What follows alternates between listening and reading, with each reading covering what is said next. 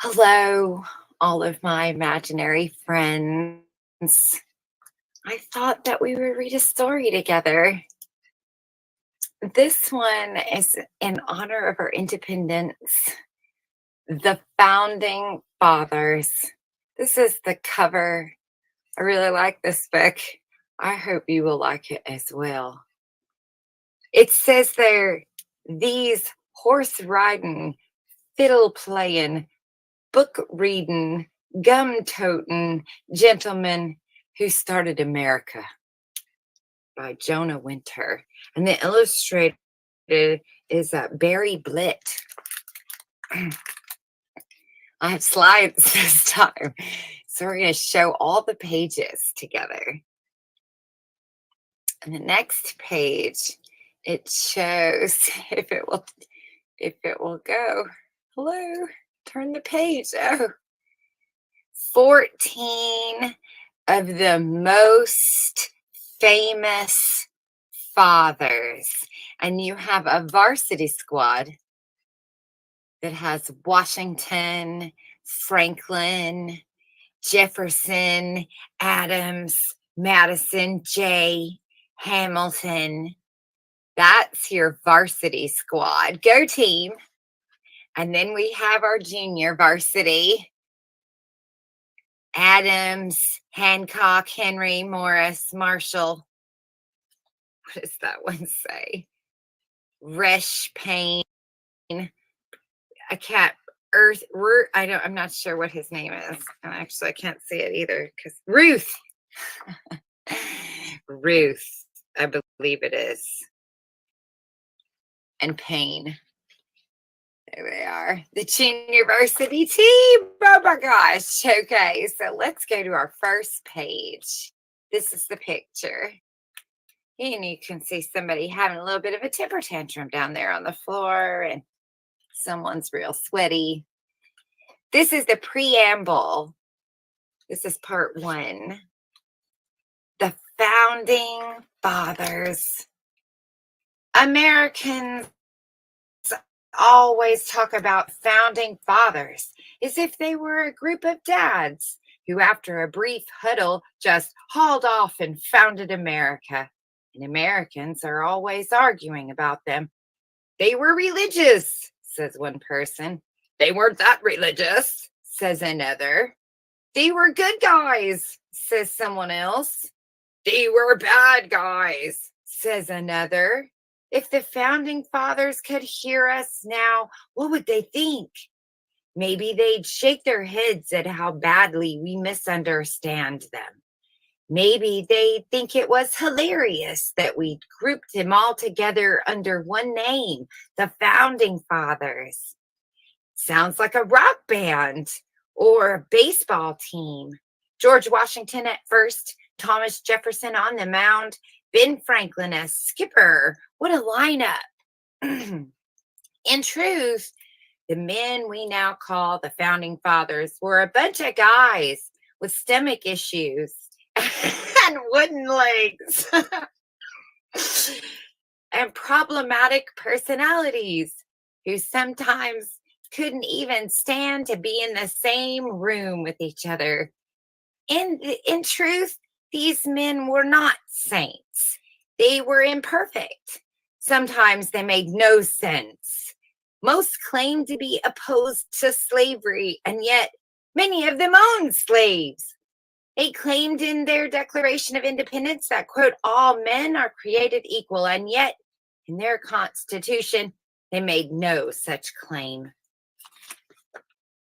The Constitution was the original rule book for how the game called America would be played.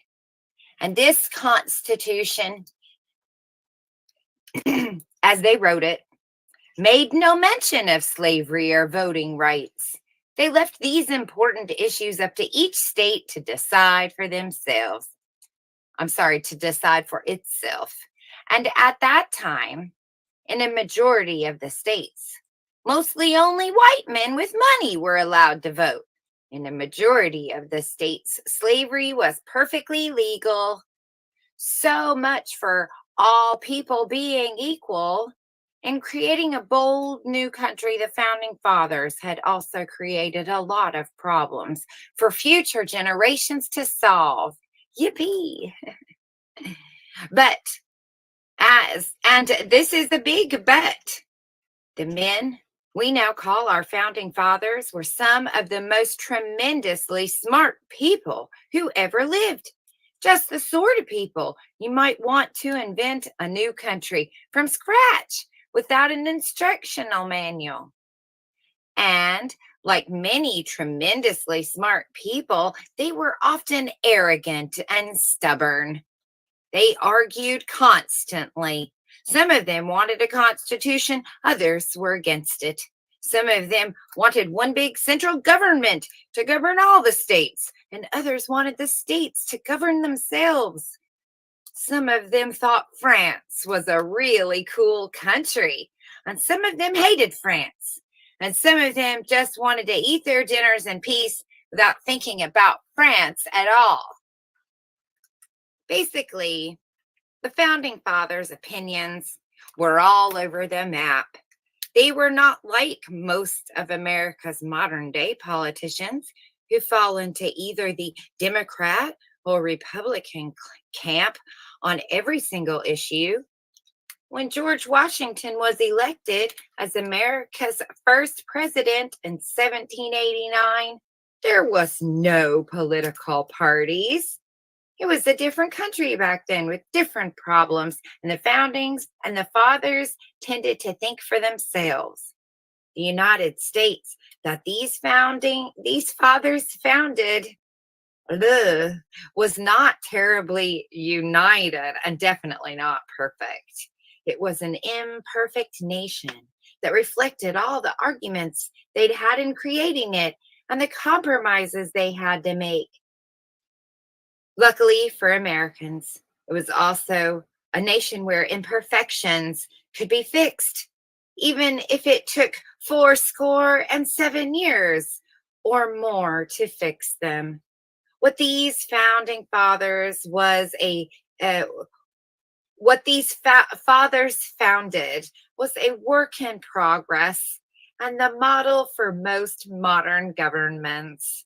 What they founded was a foundation on which to build America, which would later become the most powerful country in the world. It must have been a pretty solid foundation. And here are some of the men who built it. And that is our first chapter. Come back and we'll read about George Washington next time. Bye-bye.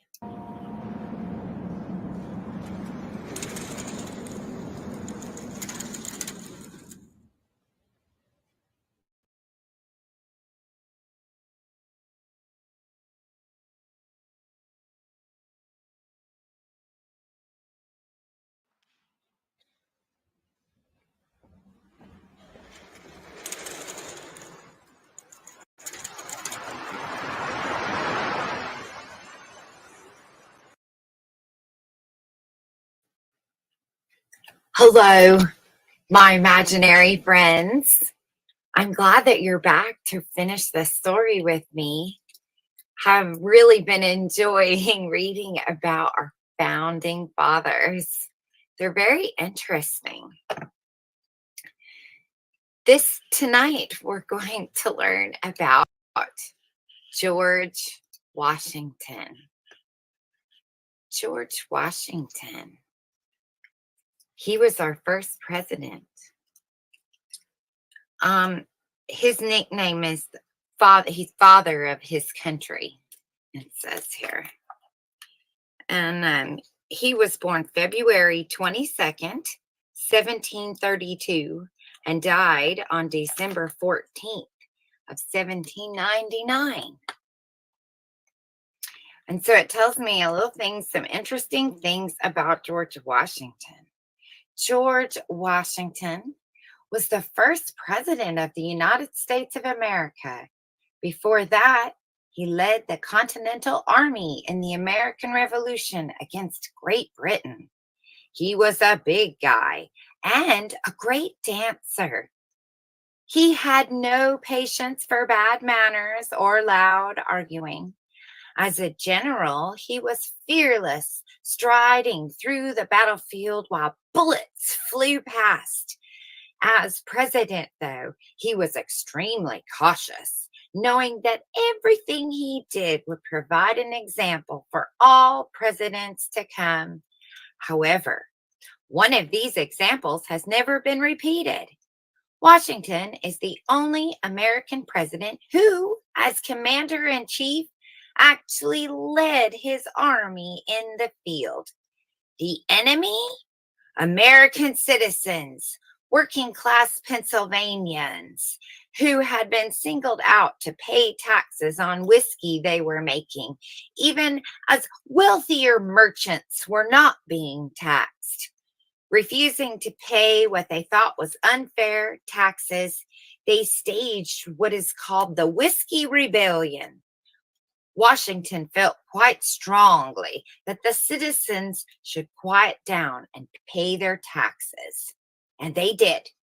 You do not mess with George Washington. Thanks. I feel like I should be praying to you instead of God. Thanks, George Washington, for making sure I pay my taxes. Okay, he had some famous quotes. Want to know what they are? Me too. The fate of unborn millions will now depend under God on the courage and conduct of this army. Another famous quote, my first wish is to see this plague of mankind, he means war, banished from the earth. It has, in brackets, it has the plague of mankind, war in brackets, banished from the earth. I guess war is the plague. Is that what you assumed? Silly you. He was being literal. Okay, next famous quote. We ought not to look back unless it is to derive useful lessons from the past errors. Okay. I don't think we're doing that. And his last famous quote. To bigotry, no sanction. To persecution, no assistance. Okay, here's some interesting stats. This makes me think of this would be like his dating app information in today's terms. Height. So we're talking about George Washington. Height, 6'2". He weighs 175 to 200 pounds. His shoe size, a 13, ladies. His political leanings, straight. Did not lean. Jobs held. Land surveyor. British military officer. Commander-in-Chief of Continental Army. First U.S. president. Oh, come on. 1789 to 97. That makes him very attractive. And he was a gentleman farmer. And the years served in the British Army, 7. Years served in the Continental Army, 9. Now it's turned into more of like his resume. Education, homeschooled. Excellent. Languages mastered, English. His stance on France, nah, neutral. His hobby, I enjoy riding horses and fishing. That's a farmer's only. Okay, sorry. Back to the book.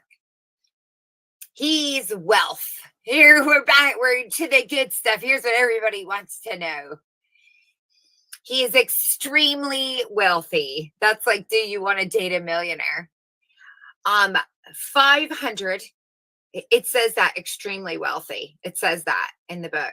$525 million adjusted for inflation.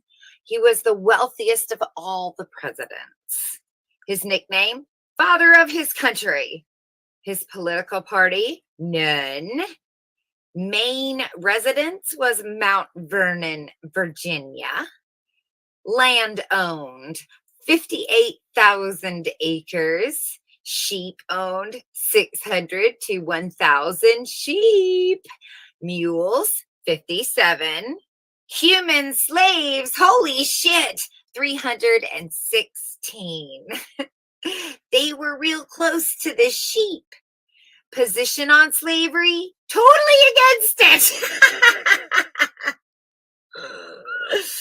Religious faiths. He's Anglo, what is this? Anglican, Episcopalian,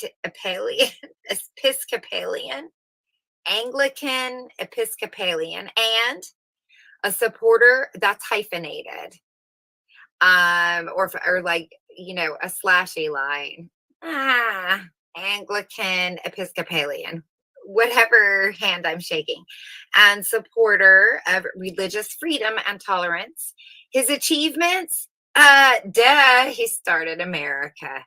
And his opinion on the Boston Tea Party, against it. Not a fan.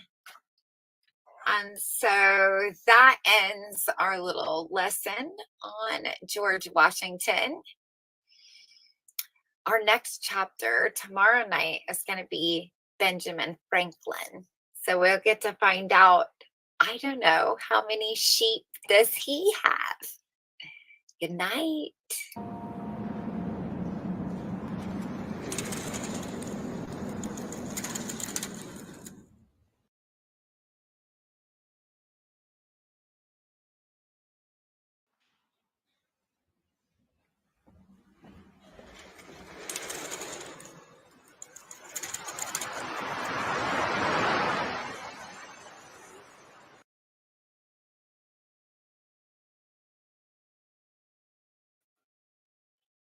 Hello, my imaginary friends. I'm glad that you come back to enjoy another chapter of this book with me. Tonight we're going to learn about Benjamin Franklin. Benjamin Franklin was a Renaissance man. He was born January 17th of 1706, and he died April 17th of 1790. Benjamin Franklin was a genius and perhaps the most endlessly curious American of all time. He was what you call a Renaissance man, which means he knew a lot about a lot of different things and was insanely talented. Though he dropped out of school in 5th grade, Franklin spoke 6 languages, was an inventor, a scientist, an author, a philosopher, a politician, a publisher, and one of the few fathers who helped to write the Declaration of Independence. He was the oldest of the bunch and probably the cleverest. He started out life without much money and ended up one of the 100 richest people in American history. But nothing was more important to him than public service. From being a diplomat to serving in the Continental and Constitutional Congresses, to serving in the British military, to fighting slavery, to starting America's first public library and first volunteer fire department. Franklin put his money where his mouth was. Maybe that's why his face is on the $100 bill. Plus, many of the things we now call old sayings are actually quotes from Benjamin Franklin. Famous quotes. There was never a good war or a bad peace. Love your enemies, for they tell you your faults. In this world, nothing can be said to be certain except death and taxes. Oh my gosh, he must have been friends with Washington. Remember that time is money. Oh, okay. Benjamin Franklin was 5 feet 9 inches tall, and he weighed about 220 pounds. His political leaning, American. Jobs held. He was a printer, an author, a publisher, a U.S. ambassador to France, first U.S. postmaster general, British colony military commander, British colonial military commander. I knew that didn't sound right. I kept reading and I'm going, I didn't sound right. Um, Governor of Pennsylvania. Years served in the British Army? 1. Education. Self-educated. Languages mastered. Are you ready for this? English, French, Latin, Italian, German, and Spanish. His stance on France? Loved it. Hobbies? Played the harp, violin, and chess. Wealth, $166 million. Nickname, the first American. His political party, Colonial Quaker Party member, independent later on. Main residence, Philadelphia, Pennsylvania. Other residences, Paris, France, and London, England.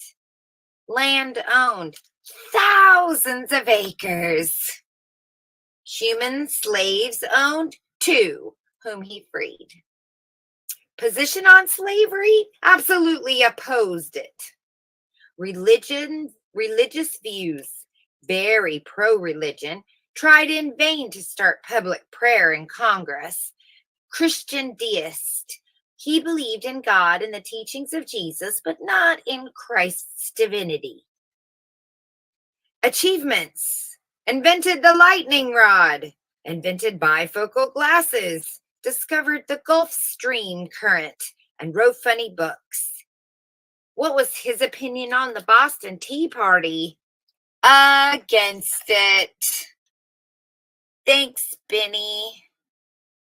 You don't mind if I call you Benny, do you? I feel like I've known you my whole life. Good old Uncle Benny Franklin. Fucker.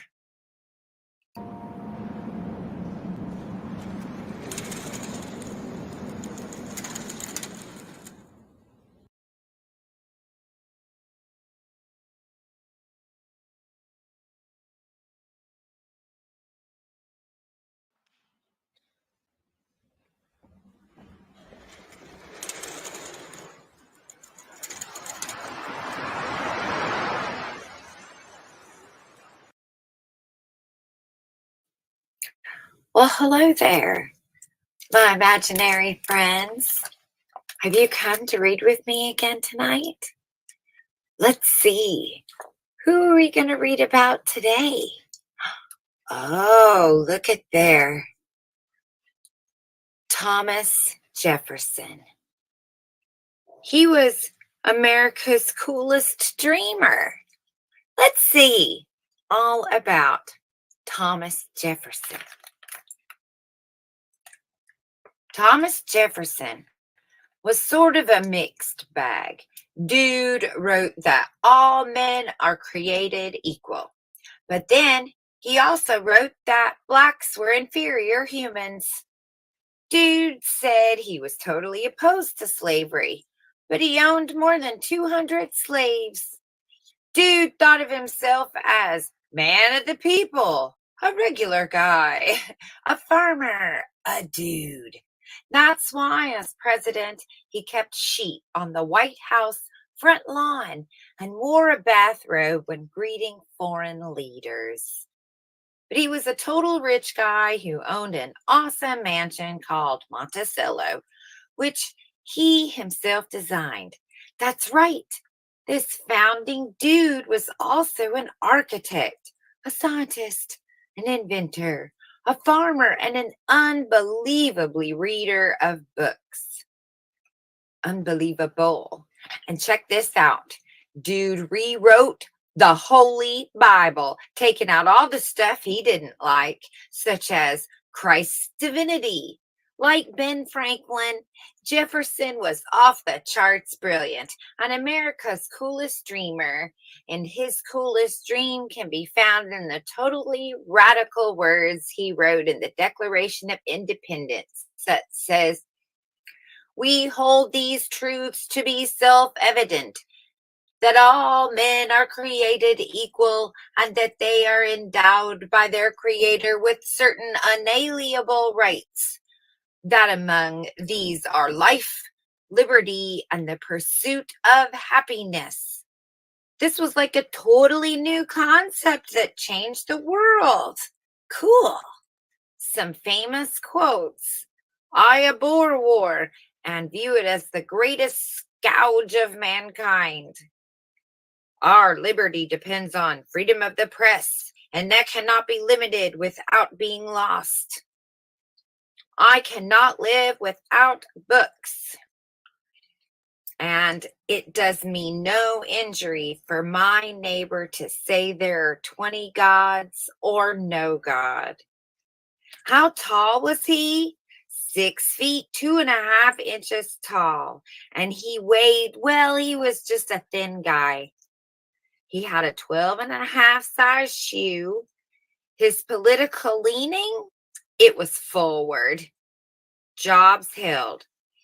Delegate to the Second Continental Congress, Governor of Virginia, U.S. Ambassador to France, first U.S. I wonder how his stands on France. First U.S. Don't, we gotta wait to find out. He was the first U.S. Secretary of State from 1789 to 1793, the second U.S. Vice President from 1797 to 1801, and the third U.S. President, 1801 to 1809. Years served in the Army, a goose egg. Education, William and Mary College. Languages mastered: English, Latin, Greek, French, Italian, and Spanish. Stance on France, loved it. Hobbies: architect, gentleman farmer, reader, owner of more than 8,000 books. He's very proud of that. Gourmet cook, scientist, inventor, and violinist. He was worth $212 million at one point on paper. Nickname, Man of the People. Political party, Democratic Republican Party. Main residence, Charlottesville, Virginia. He owned 9,600 acres of land. He owned 1,234 pounds of cheese.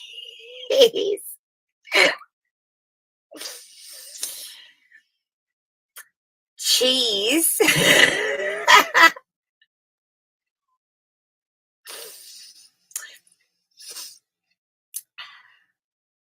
That's a lot of cheese. He was very proud of that cheese, obviously.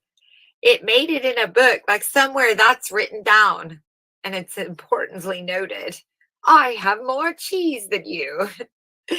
I have 1,231 pounds of cheese. Here runs up Tommy. Ha ha ha! Sir, have you beat with 1,234 pounds of cheese. He won. Very good, Tommy. Very good. You won. Okay. He had 93 sheep, 123 hogs, around 200 human slaves. His positions on slavery, he spoke out against it, but he was also for it. Religious faith, Christian deist. Achievements: wrote most of the Declaration of Independence, outlawed slave trade from Africa, Confounded America's second political party, or co-founded, purchased the Louisiana Territory from France. Cha-ching! That's why he loved them, doubling the size of the United States. He hired Lewis and Clark to explore the western territories of North America. Everyone should know Lewis and Clark. And he drafted America's first religious freedom law, Virginia's Salute for Religious Freedom. What were his opinion on the Boston Tea Party? 2 thumbs up. He loved it. Yes, right on. Lean forward. He's forward leaning in his 12 and a half size thin selfed shoes. And so that's all the information for Tommy. I'm Thomas Jefferson. Did I say his birthday? He was born April 13th, 1743, and died on July 4th, fitting. Isn't that just befitting for a king? What a perfect.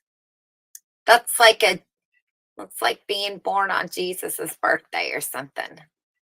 July 4th, 1826, he died. So how many years was that? Anyway, that was Thomas Jefferson. Tomorrow night, we're going to learn, we're going to read all about Alexander Hamilton. This should be fun. His nickname, the Little Lion. Rawr. See you then. Bye, my imaginary friends. Bye.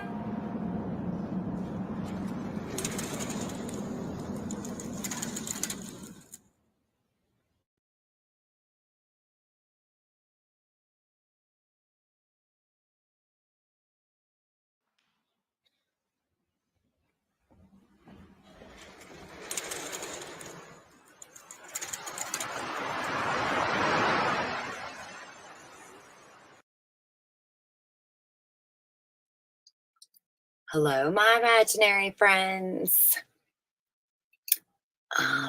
It's me, Joni Rotten. That's Miss Rotten, if you know.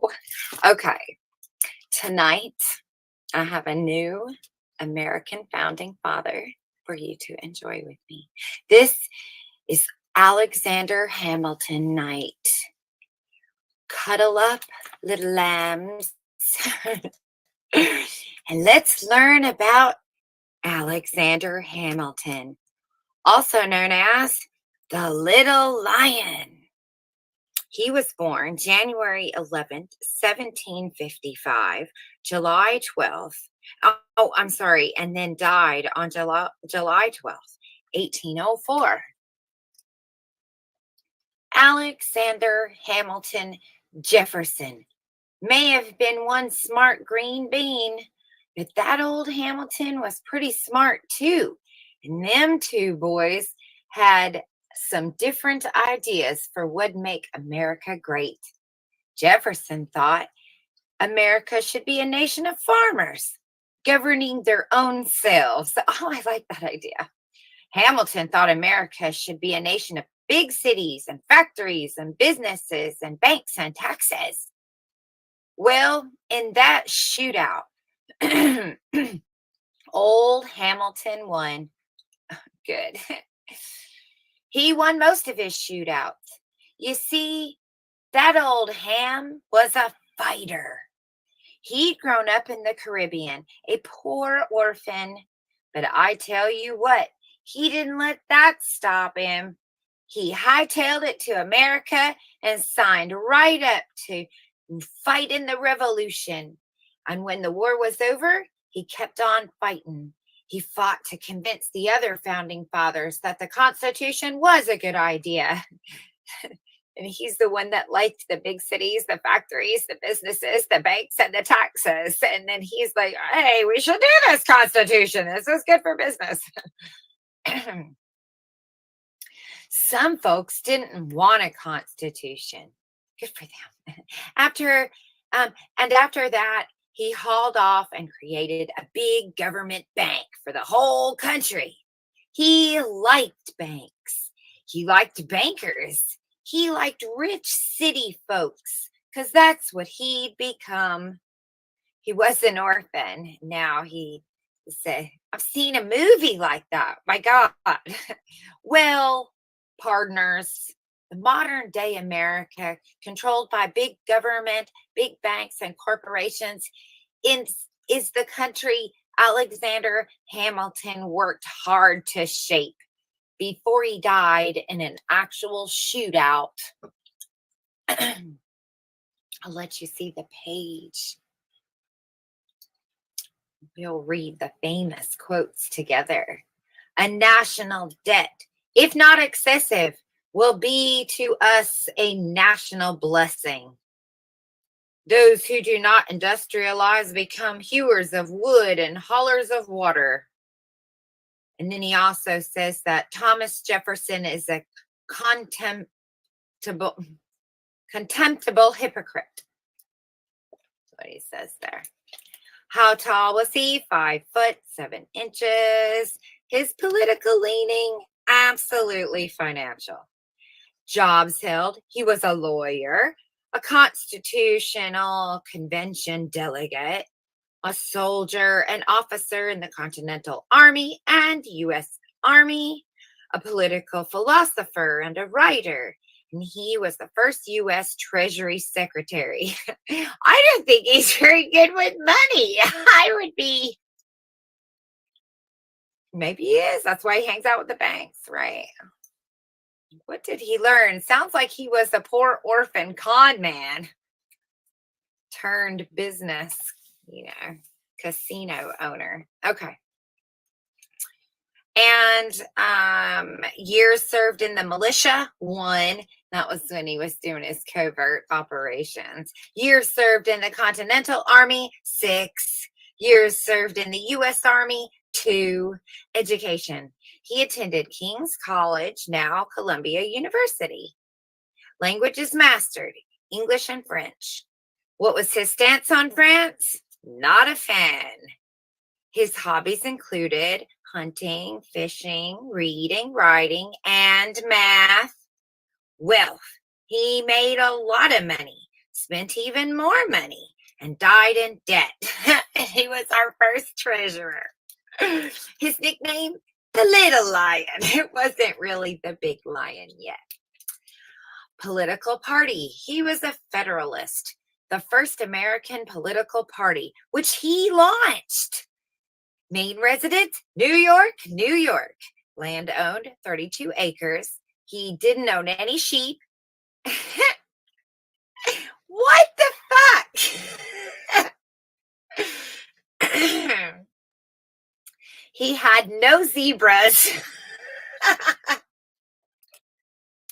or human slaves. So he had no humans, no zebras, and no sheep. His position on slavery, opposed, with capital letters. His religious faiths, Presbyterian, agnostic, and Episcopalian. His achievements. He founded the Federal Reserve Bank. Did it not just say he died in debt?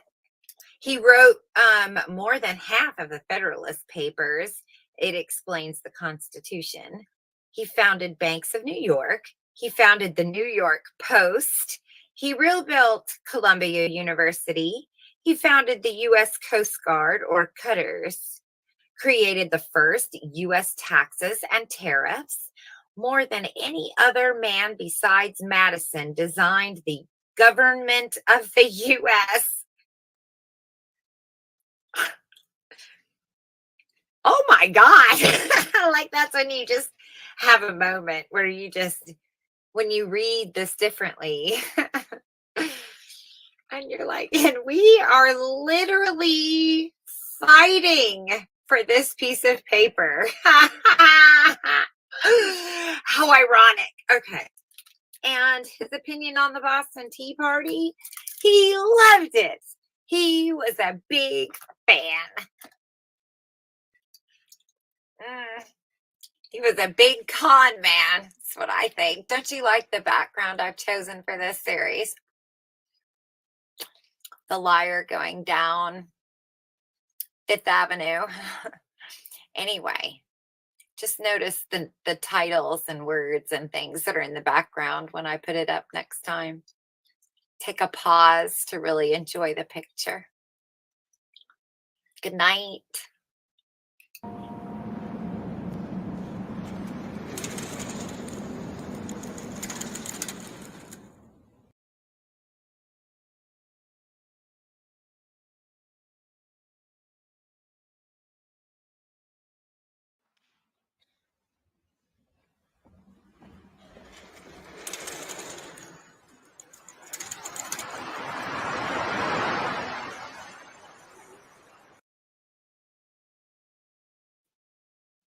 Hello. Are you going to read another chapter with me? Tonight we're going to read all about John Adams. Who is he, you ask? Well, let's learn. John Adams.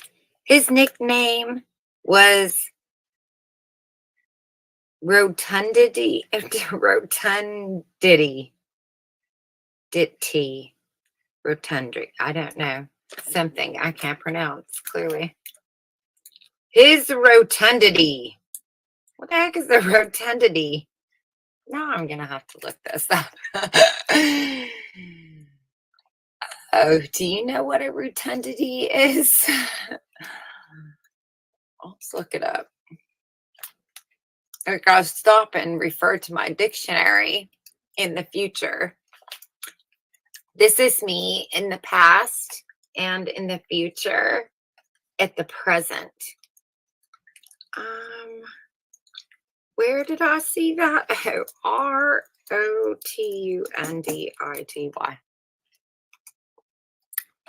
What does this? A condition or quality of roundness or plumpness as of an object or person. So he was a very roundy John Adams. Isn't that interesting? I wonder if he wore like those white tights or something that would, make him look like an egg. Humpty Dumpty, here he comes. That's what that. You ever seen them in their like long johns? They look like a little an egg with legs and an arms coming out. A Humpty Dumpty. Okay. His roundidity is what? That was his nickname. His roundidity. Yes. His roundidity. What the hell? That must be a brotherhood thing. Anyway, let's go back over to our picture. Oh, I don't have a picture for for John Adams. They didn't have one, so you'll have me tonight. Which you'd be surprised because he's got like a tissue on his nose. Maybe I should have looked harder. Anyway, let me read about John Adams. Snuggle in. Are you ready? John Adams sighed, sobbed, and groaned, and sometimes screeched and screamed, and sometimes swore. Oh my. And that's how John Adams described himself. Others weren't so kind. That's how he's the great sounds like a very drama queen, doesn't he? The great unsung hero of the founding fathers, quote, his roundity, made a lot of enemies. Okay. He spoke bluntly and often. Oh, I have that problem. He had a bad temper. He hated politics and politicians. Oh, I'm also inflicted with that one too, John. He was often sad. No, He had huge doubts that America would even last as a country. He confused people. As a lawyer in colonial Boston, he defended British soldiers accused of murdering American colonists. Some colonists questioned his patriotism, but the way none of these guys, I mean, do you hear what it said? He was defending British soldiers accused of murdering American colonists. So here he's a lawyer. So if you were British and you murdered some, poor peasant down the road, you are getting off. Okay. Anyway, some colonists were so far as to question his patriotism to America's patriotism, and he is a founding father. There's another one. Con man, con man, con man. Okay. I'll have to come up with a song or something. Every time we spot the con man, take a swig. You'll be drunk in I don't know how many days we're on now, but 13 days. Okay. What a dick. Okay. Some colonists questioned his patriotism, but the way Adams saw it, every citizen deserved a fair trial. That sounds very, as they say, tongue-in-cheek. He often took unpopular stands. As a member of the Continental Congress, he became one of the first founding fathers to call for American independence, originally an unpopular cause. As president, he continued taking on unpopular causes, such as keeping America out of a war with France. Many Americans were itching for a war. Then he went and passed the Alien and Sedition Acts, which made it a crime to speak out against him or the American government. Wow. Don't mind the helicopter landing in my yard. The alien. My house is shaking. Jesus, that was very low. The aliens are coming for me. Okay. All right, here we go. I'm going to say it again now. You were like a train and no one can hear me.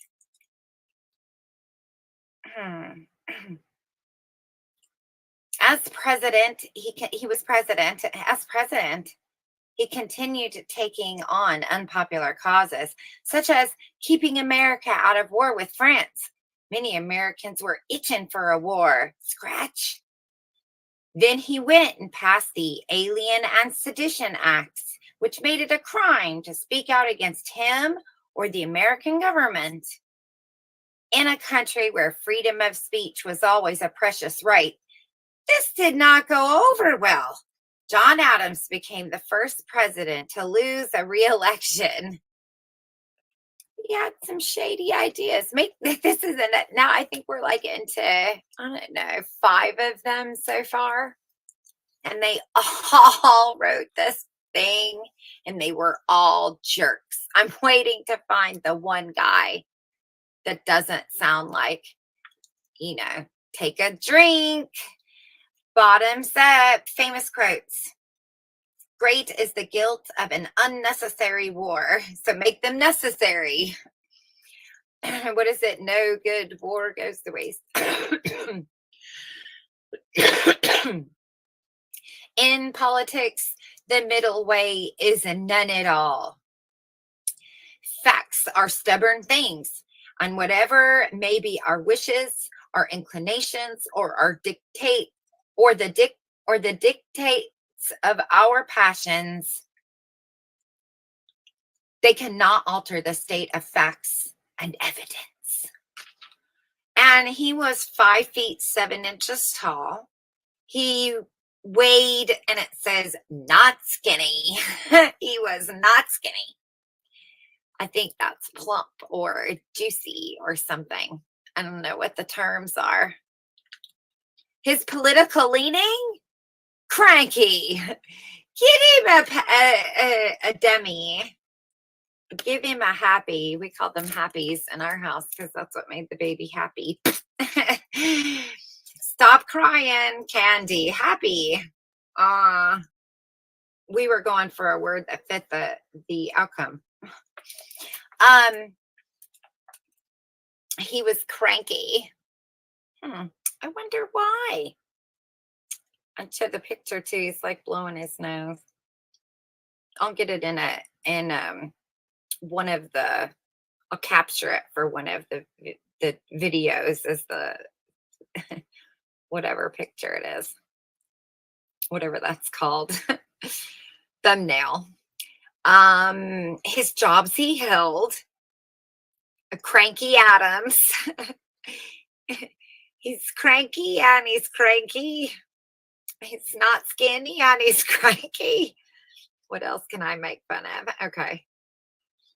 He was a lawyer, a delegate to continental congresses, the U.S. ambassador to Holland, the U.S. ambassador to Great Britain, the first U.S. vice president, and then our second U.S. president.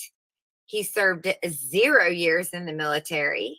His education, Harvard University. Language mastered, English, Latin, Greek, Hebrew, and French. His stance on France, not a fan. His hobbies, gardening, reading, letter writing, political philosophizing. His wealth, $70 million. His nickname, his rotundity.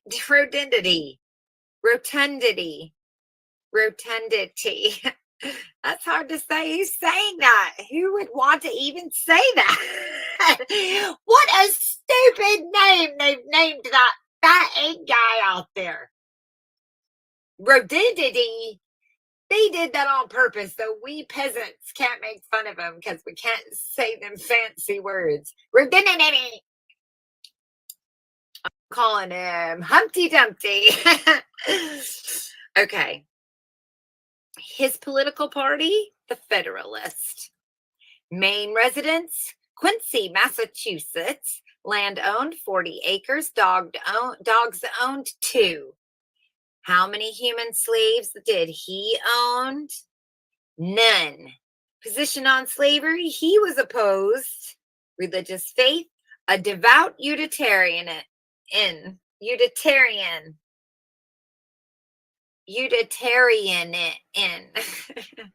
That one. Achievements. Main author of Massachusetts Constitution, the oldest written constitution still in use. Nominated George Washington as Commander-in-Chief of Continental Army. The loudest promoter of Declaration of Independence. As president, he averted full-blown war with France.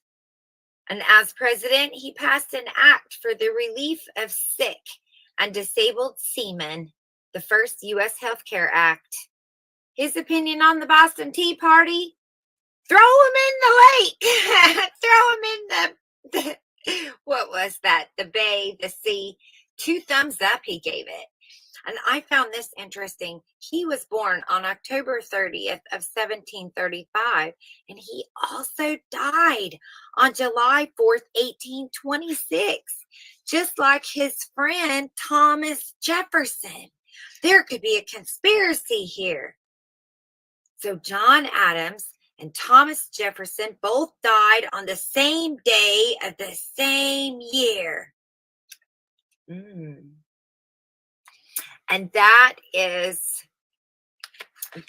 all about sneezy, sighy, sobby, cry, groany, moany, screechy, and sometimes swore, said naughty words. God damn it! And slapped his hand on the table. Oh, John, keep your temper low. We're in the club. It's a sacred place. Calm yourself, boy. Anyway, good night, all my imaginary friends. And, you can climb back up in my sleepy time tree tomorrow. And we'll read all about James Madison. Find out what kind of a dirtbag he was. Doesn't that sound like fun?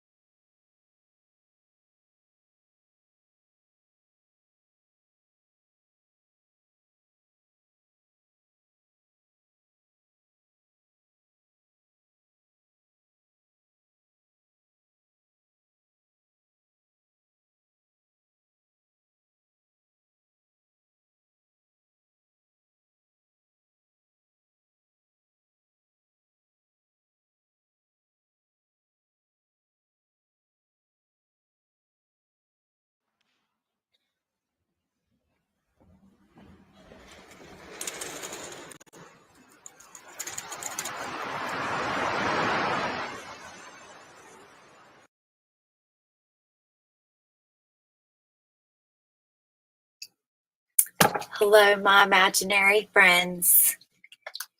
I see you're back, snuggled up, ready to read our next chapter. James Madison. He is nicknamed the father of the Constitution. He was born March 16th, 1751, and he died on June 28th of 1836. James Madison was a tiny man with a tiny voice. He mumbled. He was a frail and often sick, and he is often given credit for being the founding father most responsible for designing America's government. You see, this eensy-weensy little man had a plan for running America based on all these books he'd read. Well, boys and girls, Madison's plan got hammered and nailed and kicked around by other founding fathers until it became the U.S. Constitution, America's rule book. Madison's favorite rules had to do with no single branch of government having too much power and no single majority of people having too much power. Madison feared democracies where a majority of uneducated, common people had as much power as a minority of rich people. And so he created a constitution that would protect the minority from the majority. Well, certain founding fathers refused to sign off on this plan unless it included a list of basic rights for all citizens. That includes them.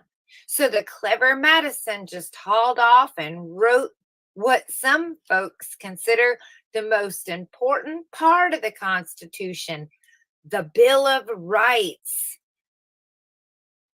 Freedom of speech, freedom to own guns, and lots of other freedoms that America still brag about today. Oh, brag and argue about. Freedom of religion was Madison's favorite. He believed that religion and government should be separate. And he's one reason it is in America. In some ways, James Madison was a giant. We'll get to find out how tall he was in just a second. We'll let you know. Famous quotes. Religion and government are both will both exist in greater punity the less they are mixed together. A well-instructed people alone can be permanently a free people. It is proper to take alarm at the first experiment on our liberties. Oh, we're doing,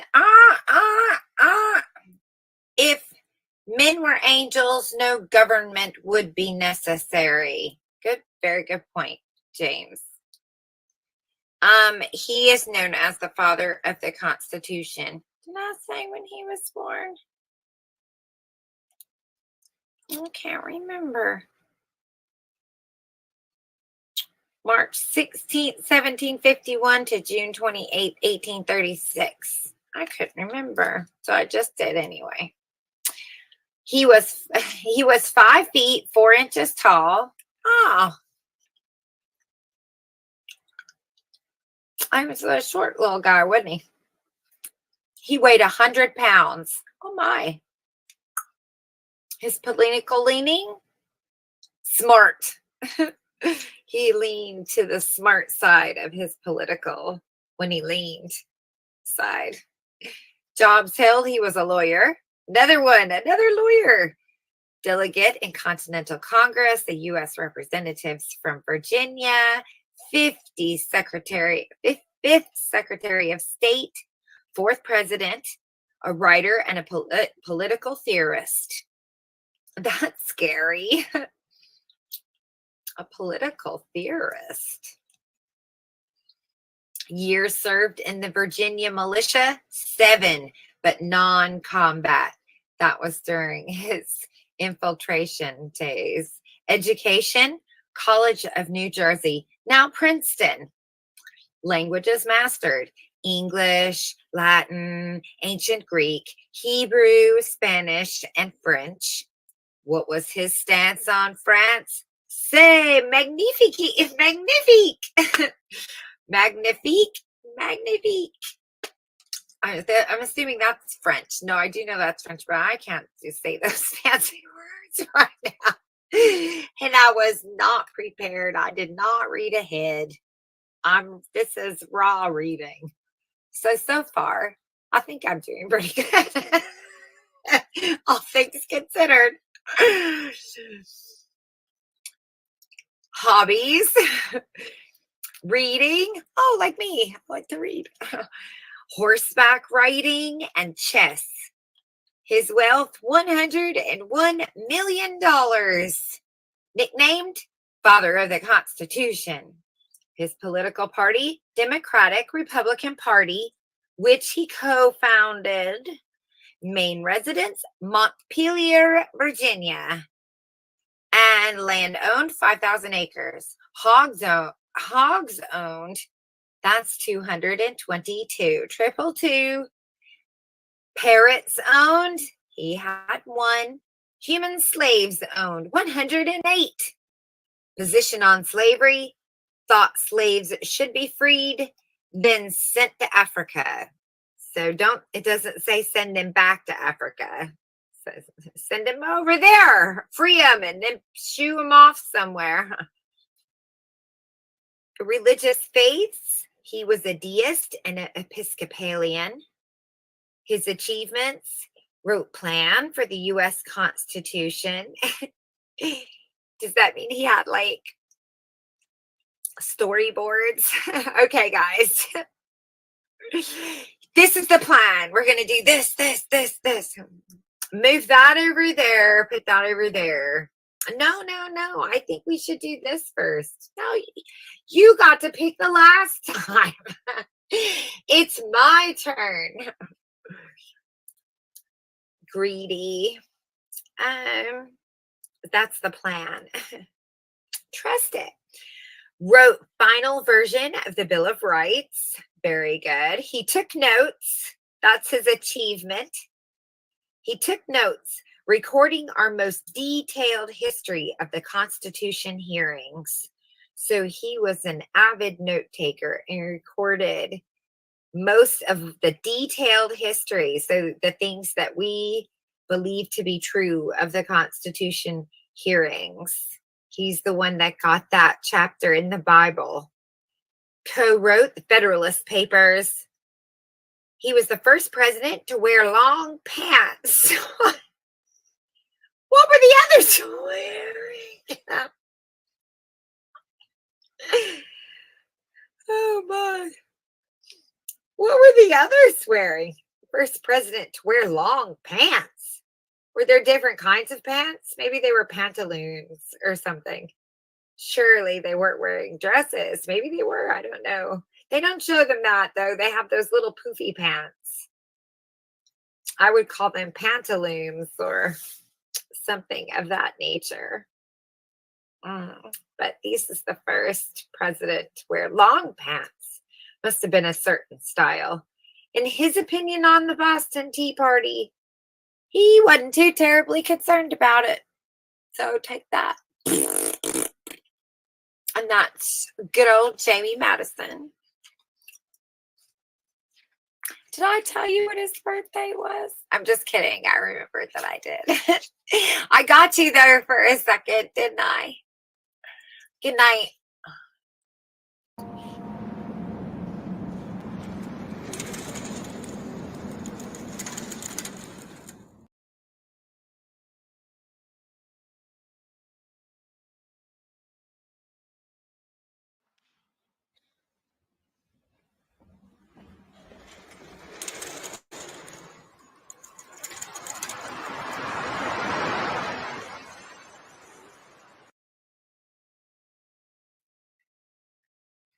Good evening, my imaginary friends.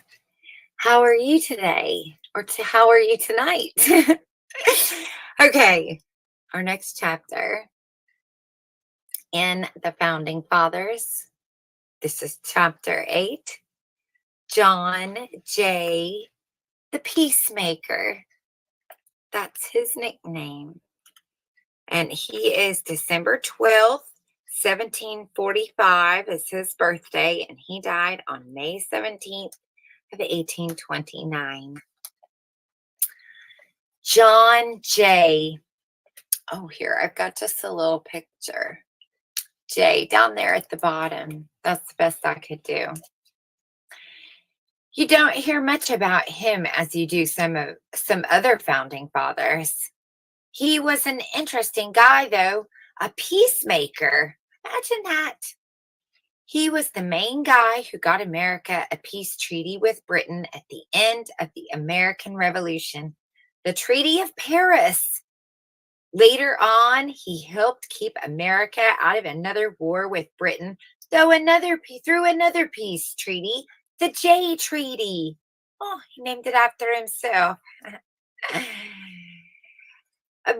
But many Americans didn't like the Jay Treaty. They thought it was too easy on Britain, and they hated John Jay for this reason. Jay claimed he could find his way across America by the light of his burning effigies. Yikes!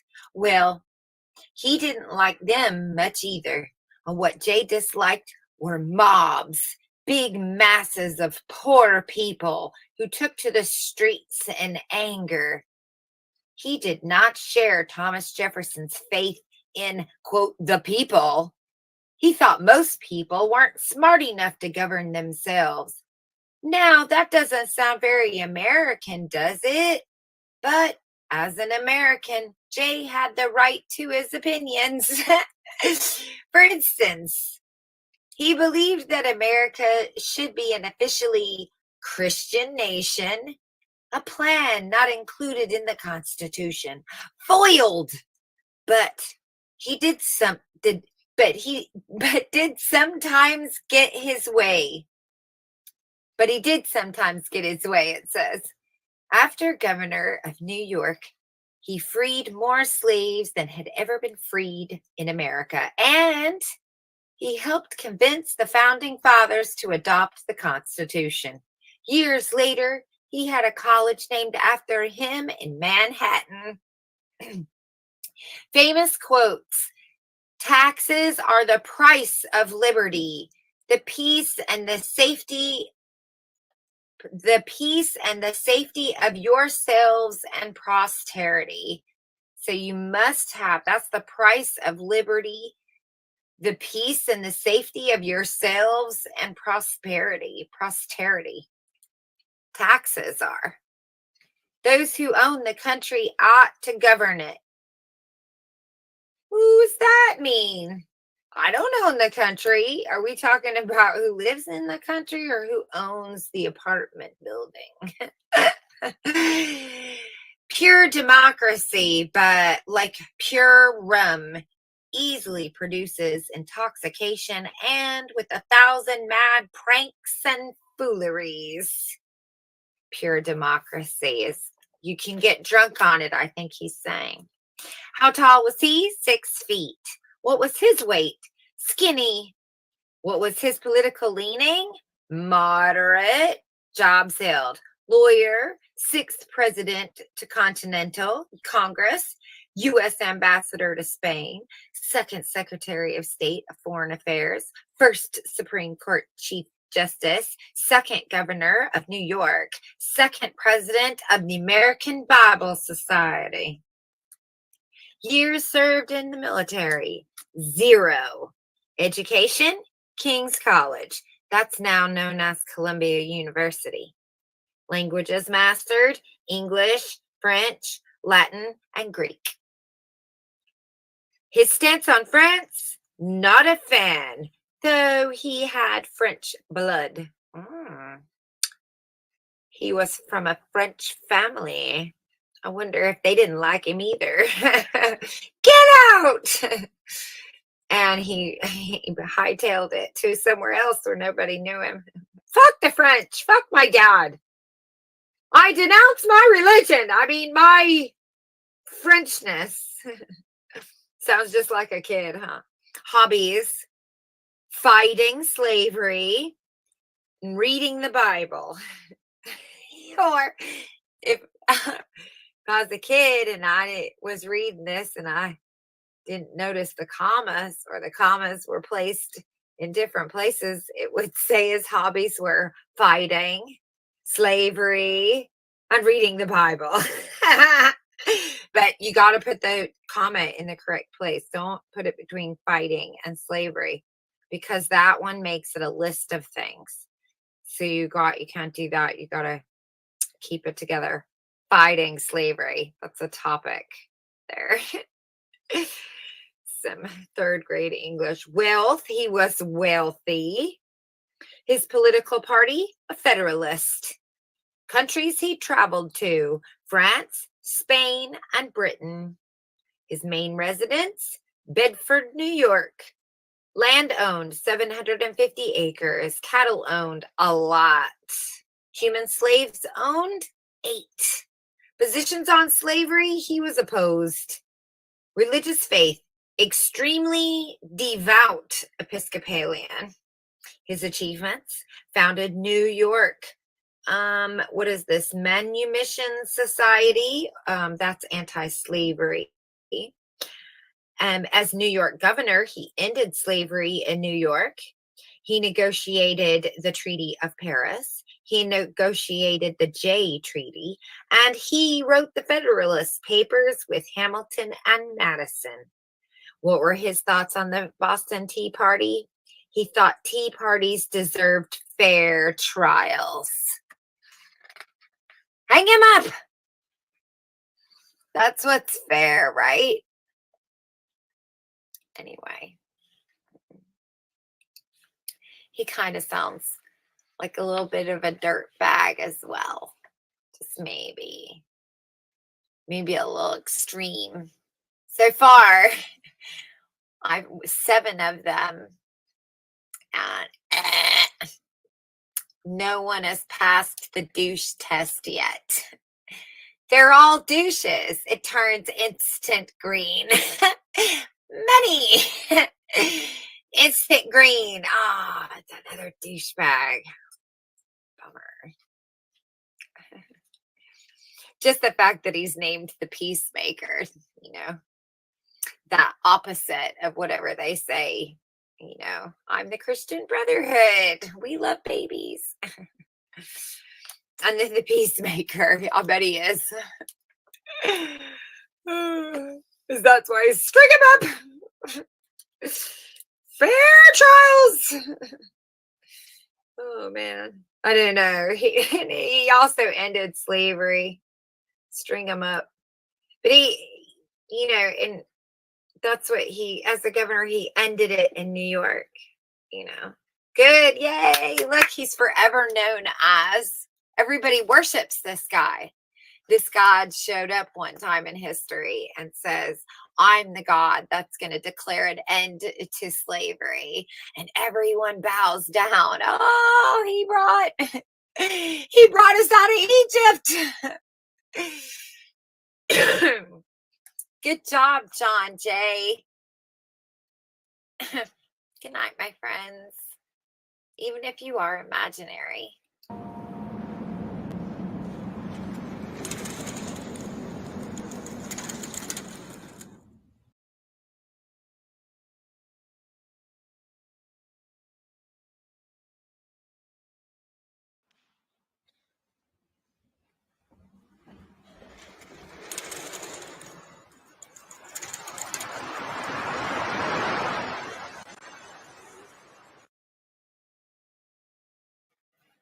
Well, hello there.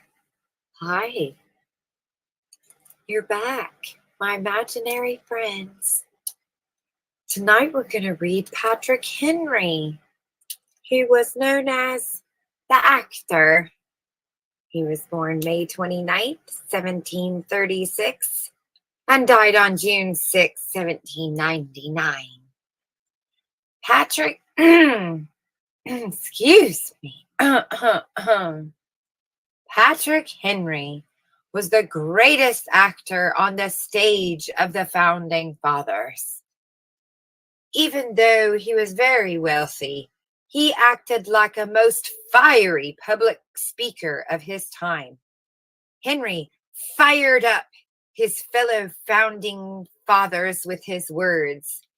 In fact, his words provided some of the first sparks that set the American Revolution aflame, uniting his countrymen in this cause. At the end of his most legendary speech, in which he convinced his fellow Virginians to take up arms against the British Army, he supposedly cried out, give me liberty or give me death. Oh, then he plunged an invisible dagger into his heart. Or so the story goes. If true, those are awfully strong words about liberty from a man who owned a lot of slaves. After the Revolution, Henry kept on standing up and giving angry speeches against the Constitution, which he thought would rob individuals and states of their rights. He sliced his opponents to ribbons with speeches, with his words, and was especially rough on the mumbling Madison. In the end, Henry's forceful speeches helped pressure Madison into adding the Bill of Rights to the Constitution. Wink, wink. Sometimes by arguing with someone, you actually help them do the right thing. Arguing is what Americans have always done best, it says. Famous quotes. I am not a Virginian, but an American. Another famous quote. If I am asked what is to be done when a people feel themselves intolerably oppressed, my answer is overturn the government. And another famous quote, united we stand, divided we fall. Let us not split into factions, which must destroy that union upon which our existence hangs. He was 5 feet 11 inches tall. Is this like his headshot on the back of his headshot? Height 5 feet 11 inches. Weight lean. Political leaning radical. Jobs held: lawyer, delegate of the Virginia House of Burgess. Is that Burgesses? Burgesses, delegate of the Continental Congress, delegate to Constitutional Convention, first and sixth governor of Virginia. How many years did he serve in the Virginia militia? That would be 1. Education: homeschooled and self-educated. Languages mastered, or at least attempted: English, Latin, and Greek. His stance on France: not a fan of the French Revolution. Hobbies: he liked talking, fiddling, and hanging out with folks. His wealth: wealthy. His nickname: Trumpet of the Revolution. His political party: originally anti-federalist, but later federalist. I'm anti-federalist. Wait, that's not cool now. It's cool to be a federalist. Oh, I'm federalist. Whatever they're doing, whatever they're having, I'm going to have that. That's so hot. His main residence: Red Hill Plantation in Virginia. Other residence: he had Leatherwood Plantation in Virginia. Land owned: 100,000 acres. Cattle owned: more than 167. Human slaves owned at one point 67. That's just at one point. We don't know if that's the high point or the low point. At one point, one moment when I counted, there were 67. We did just have a cull of the flock, though. Okay. Positions on slavery: he called it evil, but fought to keep it. So he's definitely on the douchebag list. Forked tongue is what they call that. Dude has a forky tongue. He's slapping you. He's lashing you with it. The very thing you're fighting for is the very thing that I created because I hate what you're fighting for. Sounds like loopholes could have been written in. Anyway, I don't know much about politics or writing constitutions or laws or any of those things, but it seems to me like if a bunch of businessmen were going to write a rule book that we all follow, I would think that they would allow themselves some leniency. So wouldn't you write it in such a way that I'm already an asshole? What makes you think I'm not going to write a commandments that keeps me out of the flames? What are you talking about? So it's all man for himself in the end, and this is business. And in all fairs in love and war and business, right? Don't take it personally. I gave you freedoms, for fuck's sakes. I made you think you had one. I don't know. Anyway, I think it's really funny. Now I know this is a recent book of an author's, interpretation of what he reads. And I thought it was quite quirky and fun. And I'm having fun reading it. But I do like the way they made it kind of snarky. It reads well. So I feel like I can get in character, if you will. The actor. I took acting classes from Patrick Henry.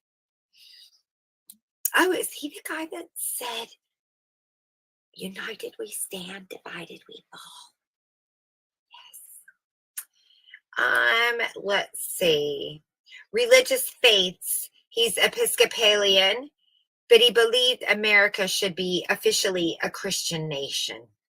His achievements: he promoted Virginia Stamp Act resolves, anti-British taxation laws, which led to the Revolution.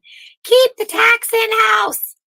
And then pressured Madison to write the Bill of Rights. Do it.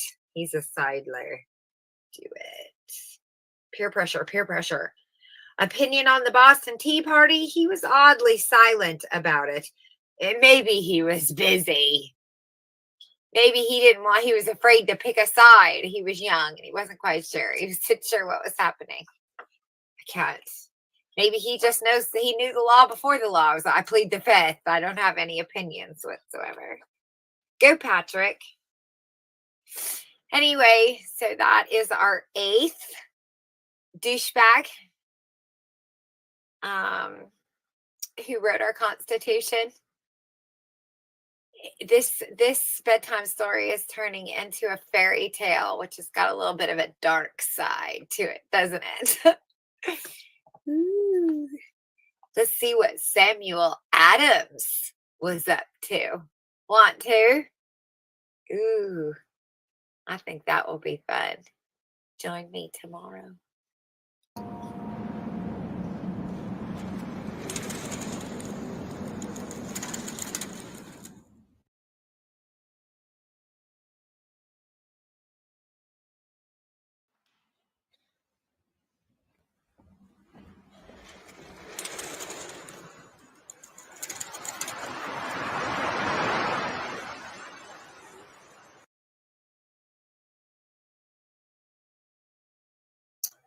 Well, good evening. I'm so glad you could join me again. Tonight, we're going to be reading chapter 10, Samuel Adams. And he's nicknamed the Angry Letter Writer. He was born September 27th of 1722 and died October 2nd of 1803. Samuel Adams. John Adams claimed that his cousin Samuel was misunderstood and would always be so. Perhaps he was right. The Sam Adams most people know is just a myth. In the myth, Sam Adams was this fiery patriot, a rabble rouser who could control angry mobs with a wink and a nod. It sounds like Robin Hood. He planned the Boston Tea Party, set it in motion with a code phrase at the town hall meeting he was leading, and planned the entire American Revolution. This myth got started by the British, who had decided old Sam was public enemy number 1. The true story is more complicated. The real Adams was a first-rate, angry letter writer and essayist. He was angry about colonists, colonists, not getting treated as fairly as British citizens and getting taxed without their say-so. Under pen names, he wrote angry letters in response to his own essays. That sounds fun. He talks to himself in angry letter form. Adams also held many political offices and did many important things. He was the one who, in 1774, proposed that the colonies hold a Continental Congress to figure out how to deal with Britain. What he wanted were peaceful protests. He wasn't in favor of the revolution until it was already happening in late 1775. And there is no proof that he masterminded the Boston Tea Party. He didn't need to fire up the Bostonians. They were already fired up. What he did do was to organize his fellow colonists to stand up for their rights peacefully with great American tradition. There you go. The truth about old Sammy.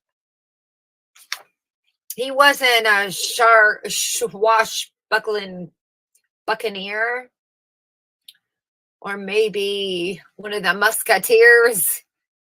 He wasn't the myth that we thought, the God we thought. The truth is stranger than fiction. Famous quotes: I am no friend to riots, tumults, and unlawful assemblies.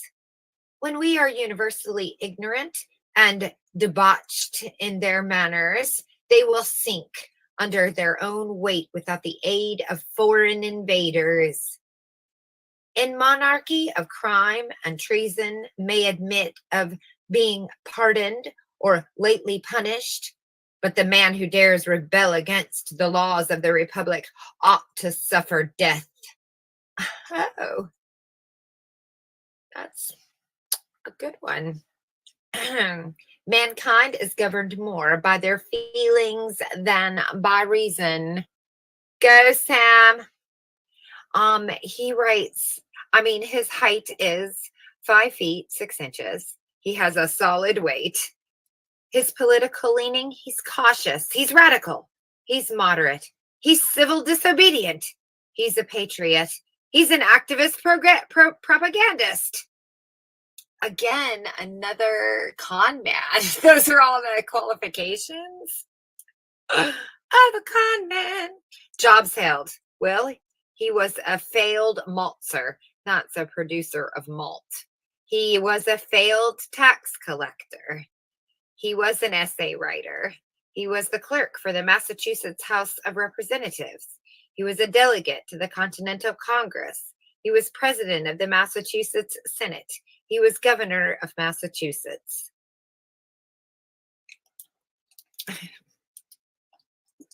Wow, these people are just nuts. I mean, you just read it, you're like, God dang it, there's another one. All right. Years served in the military. That's a goose egg. Education, Harvard College, my darling, of course. Go all. That's my alma mater. Languages mastered: Latin, Greek, and Hebrew. Wealth, born wealthy, became poor, but died middle class due to an inheritance. That's the Gen X. That's the archetype. And that would have been a nomadic generation that played out back in 1777 as well. So the archetype that is Gen X in generational sciences is this archetype, these characters here. So just look around with your friends and imagine them. Everything we have now happening then. Same. That's predictable. That's predictable science studies. That's prophecy. No, that's generational studies, business science. I got my degree. I took a class in it at Harvard. Well, I went to Yale, so okay. He had his nickname of Father of the American Revolution. His political party, Democratic Republican Party. His main residence, Boston, Massachusetts. Land and property owned, one medium-sized house. He owned one dog, a Newfoundland. Human slaves owned one. The slave, named Surrey, was a gift to his wife, and though Adams supposedly offered to free her, she remained a slave. Well, they paid her, and she said, I want to stay here. And they said, okay, and like adopted her as part of the family. She stays, but she could go if she wanted to. But I'm sure he said it. I freed a slave, but my slave loved me so much. She didn't want to leave. See how great I am. Oh man, that sounds like a fairy tale too, doesn't it? I think they have a name for that, isn't that? What is that? Like you Stockholm syndrome? Okay. I'm not saying that's the case. I'm just asking questions. Don't get it all crooked. So what his position on slavery? Absolutely against it.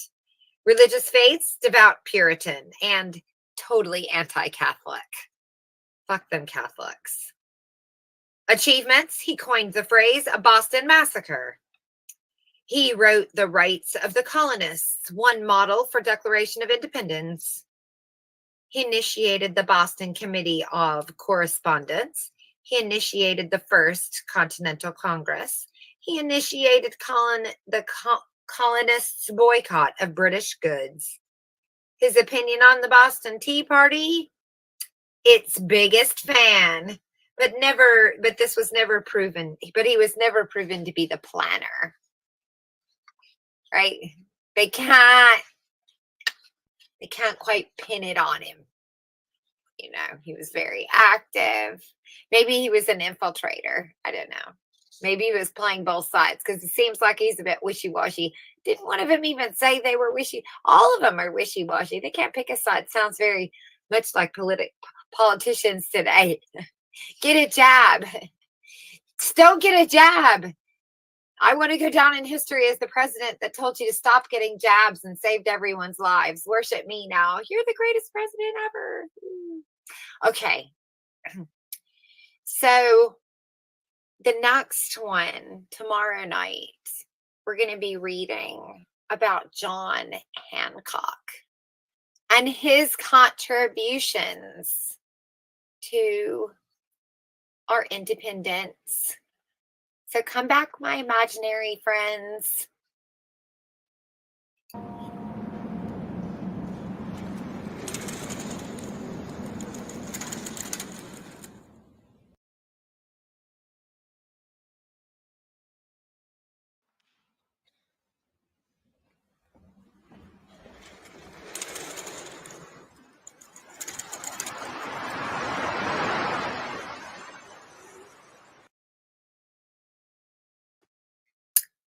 Hello, my friends. How are you? I'm glad that you've come to join me this evening. We're going to read John Hancock tonight. He was known to be called Mr. Moneybags. He was born January 12th of 1737 and died October 8th of 1793. John Hancock. Money, money, money, money, money, money, money, money, money. If you're going to stage a revolution, you better have some cash. Well, boys and girls, John Hancock was Mr. Moneybags, one of the richest men in all the colonies. And because he was rich, Great Britain taxed him like crazy. They made Hancock mad.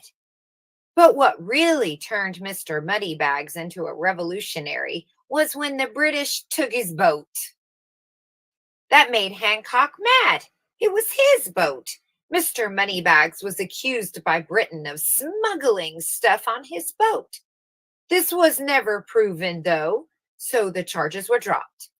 But by 1775, Hancock was tied for the public enemy #1 spot with Samuel Adams. On April 19th, the two of them were fleeing British troops through the woods just before first shots of the American Revolution were fired. That made Hancock mad too. So he just hauled off and gave huge amounts of money to the Massachusetts militia and the, quote, Minutemen. Yep, Hancock definitely put his money where his mouth was, and other places too. What? Where else is he putting his money? I've heard stories. Why was Scrooge such a tight ass? He could shit coins. But he liked to put his money where his mouth was and other places too. As president of the Continental Congress, he traveled around in fancy coaches and sparkly clothes, one time escorted by 50 horsemen with drawn sabers. That rubbed a lot of people the wrong way. He looked like a king. Still, the guy had a great signature. The biggest and the fanciest, and of course the first. One to be signed by the Declaration or to the Declaration of Independence. And that's why we'll say, put your John Hancock here. Put your sparkly 50 horsemen with drawn sabers, fancy coach, writing, fancy clothes, Mr. Moneybags. Put your bling right here. I want to be first. I paid for this shit. Put my goddamn name on the library. I mean, put my name. I want to be known in history as the first motherfucker. I paid for it. business deal complete. Famous quotes. There, His Majesty can now read my name without glasses. This is legend that has it that this is what Hancock exclaimed after signing his name quite largely on the Declaration of Independence. Alas, this legend is untrue. More. That would have been a great story, but it was a meeting. It's my desk. I'm putting my name on it. I paid for it. And another quote that he is most famous for is, I glory in public avowing my public enmity to tyranny. Mm-hmm. And how tall was he? 5 feet 11 inches. His weight was slender. His political leanings, ambitious. His job held. He was a shipping merchant, a suspected smuggler, a Boston selectman, member of the Massachusetts House of Representatives, and first and third governor of Massachusetts, president of the Second Continental Congress, major general of Massachusetts militia. He served 3 years in the Boston Cadets, that's British. Years served in the Massachusetts militia, 3. He had a Harvard-level education. Languages mastered, Latin, ancient Greek, and Hebrew. Wealth, $307 million at the time of his death. Political party, none. Main residence, Boston, Massachusetts. He owned 22,000 acres. He had 50 saber-wielding horsemen that he had rented. Human slaves that he owned, that would be a 6. Position on slavery, he opposed and abolished it as governor of Massachusetts.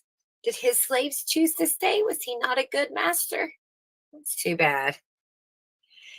His religious faith, a devout Congregationalist. His achievements. First, to sign, that's my achievement. I was the very first one to sign the Declaration of Independence. And he helped pay for the American Revolution. Cha-ching! His opinion on the Boston Tea Party, he did not participate, but he was a huge fan. He may or may not have contributed in some way. So tomorrow night, we're going to get to read about everyone's favorite, and hopefully if there is one of them we can choose to be on our side. Surely there is someone out of these 13 guys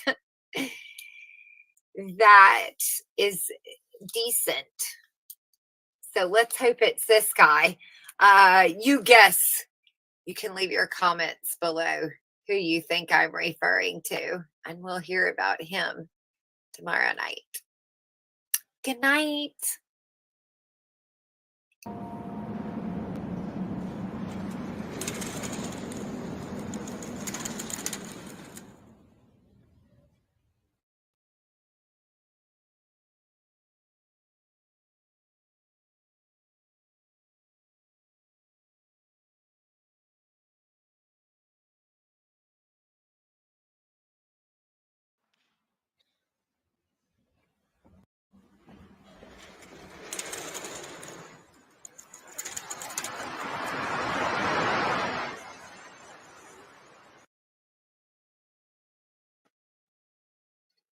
Oh, well, hello there. I didn't see you come in. Come sit down. Let's read the next chapter of our book, The Founding Fathers, chapter 12. Our favorite patriot, Thomas Paine. I wrote a paper about him in college. Why? You ask, because I had to write 2 term papers, one for American Lit and one for American history, right? My history class, whatever. And I didn't want to write 2 papers, so I picked Thomas Paine because I could write 1 paper and hand them in to both teachers, which is what I did. And it's the only Final Jeopardy question I've ever gotten right because of that. So, Thomas Paine, I have a few books on my shelf. Let me know if you also do. Are you familiar? Do you think you know what this chapter is going to say? I don't know. I've not read it yet.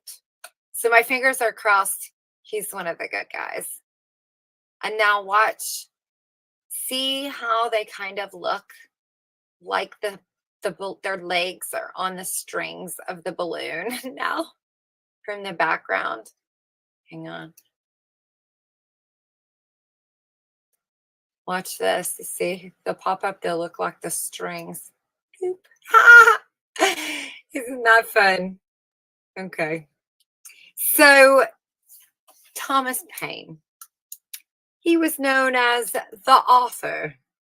He was born on January 29th of 1737, and he died June 8th of 1809. Thomas Paine was a troublemaker who died penniless and friendless. Oh, sounds a lot like us, doesn't it? Maybe he was one of the only good guys. Okay. He hated kings, rich people, and pretty much all authority figures. So far, so good. I'm really relating. And some people considered him to be one of the most important founding fathers, even though he didn't sign the Declaration of Independence or help frame the Constitution. He was born and bred in England, where he became a pirate and a tax collector. After getting into trouble with the British government, Paine moved to America to with help from Ben Franklin just before the Revolution. Revolution? He must have said to himself, "Sign me up." The first thing he did in America was to write a book. And not just any book. This book explained in very simple language what colonial citizens should want to go to war against Britain. I think he had a vendetta. Do you have a vendetta? He's like, oh yeah, we should totally do this. I've got a bone to pick. It was a bestseller, and practically every grown-up in America read it. It's titled Common Sense. Another thing he wrote, The American Crisis, explained why Americans should keep fighting the war against Britain. General George Washington even used this book to inspire his tired troops at Valley Forge. There's a common saying that, quote, without the pen of Paine, the sword of Washington would have been wielded in vain. Wielded in vain? After the Revolution, Paine did things that made his fellow founding fathers angry. He joined the French Revolution. He wrote books against religion and slavery. He called for taxes on rich people and welfare programs to poor people. There was never a more tireless champion of liberty and justice for all than Mr. Paine. Some of his famous quotes: "These are the times that try men's soul. The summer soldier and the sunshine patriot will in this crisis shrink from the service of their country. But he that stands it now deserves the thanks of man and woman." And then he says, and other words, and then he says, the cause of America is in great measure the cause of all mankind. And another one, my country is the world and my religion is to do good. And his last, most famous quote, all national institutions of churches, whether Jewish, Christian, or Turkish, appear to me no other than human inventions set up to terrify and enslave mankind and monopolize power and profit. So far, so good. Thomas Paine hasn't hit any of the douchebag buttons. Other than maybe he had a grudge, but I mean, can I hold it against him? Not really. Not yet. How tall was he? 5 feet 10 inches. His weight? Athletic. His political leaning? 100% revolutionary. jobs held, a privateer, a pirate hired by the government, a servant, a school teacher, a tax collector, a tobacco shop owner, a bridge designer, a political philosopher, and a writer. Years served in the Continental Army, 1. I'd love to know what bridges he designed. It's an odd thing to just find in there. I designed a bridge. What? On top of all these other things, you came up with the idea for a bridge? He was self-educated. His stance on France, he loved the revolutionaries, but hated the aristocrats. His wealth, he was poor. No wonder. That explains a lot. His political party, none. Main residence, border town, New Jersey. Other residences, Paris, London, and many other places. He was a landowner of 300 acres, a gift from the U.S. government. I want that in my contract. His position on slavery, against it, and he therefore didn't own any slaves. His religious views, he was a deist and against organized religion. His achievements, best-selling author of his time, wrote stuff that influenced history like Common Sense, The American Crisis, The Rights of Man, just to name a few. Took part in American and French revolutions. Designed what was then the longest iron bridge. There it is. His opinion on the Boston Tea Party? He don't know. He was in England. Anyway, go Tom. Go Tom. Go Tom. Like the only one so far. So what are we on? 1 out of 12 or 1 out of 13? 12 douchebags. 1 maybe. Maybe you know some things about Thomas Paine, that I don't. You could say, actually, he was a douchebag. And here's the evidence. And I'll go, fair enough. But I think most of us would say maybe he was one of the angels in the demon era of its time. Would you say? I don't know. My imaginary friends, what are your thoughts about Thomas Paine? Little parade of balloon animals. Oh, sweet dreams, my friends. Sweet dreams.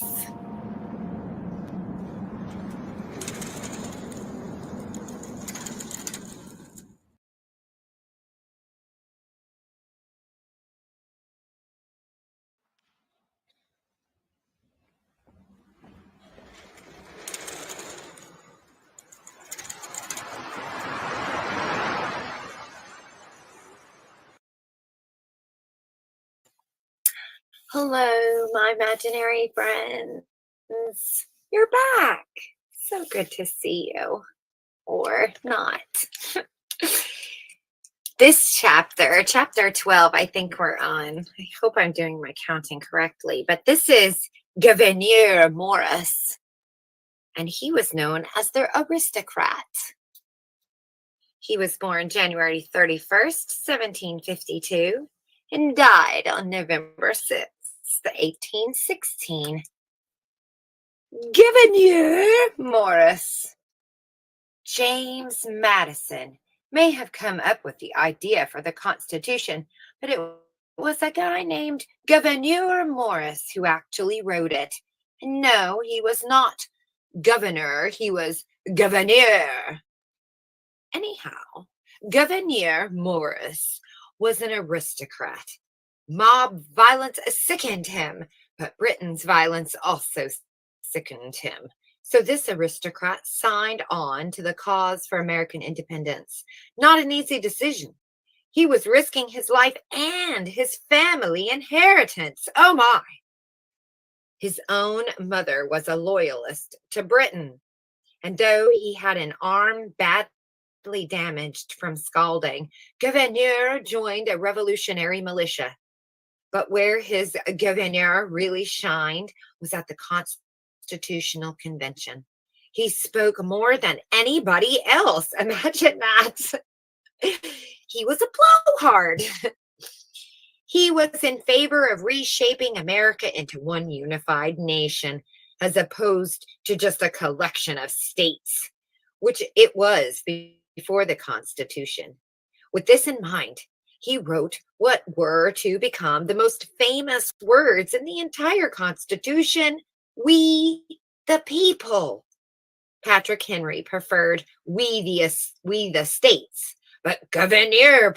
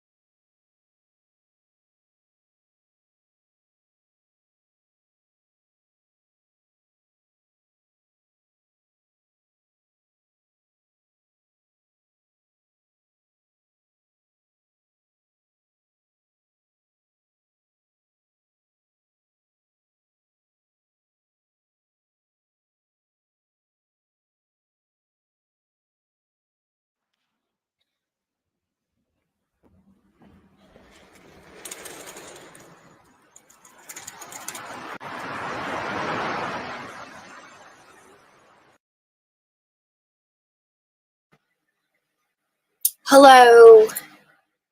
I hope you are snuggled up in your PJs and slippers. Imagine sitting here while I read you a story. Our bedtime story tonight's chapter is about Benjamin Rush. He was known as the father of American medicine. He was born January 4th of 1746 and died April 19th of 1813. Benjamin Rush. He thought that the American Revolution was just the beginning of the real revolution. The real revolution involved changing how people thought and acted. Rush was what we call a social reformer, a person who wants to make the world a better place. As a member of the First Continental Congress, he had such strong opinions on so many topics that before he knew it, he was voted out of office. His opinions?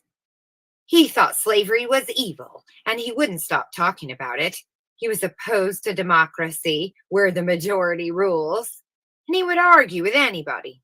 The problem was, he didn't always make sense. And though he was America's most respected doctor, he practiced bloodletting on his patients excessively, even when the other doctors knew better.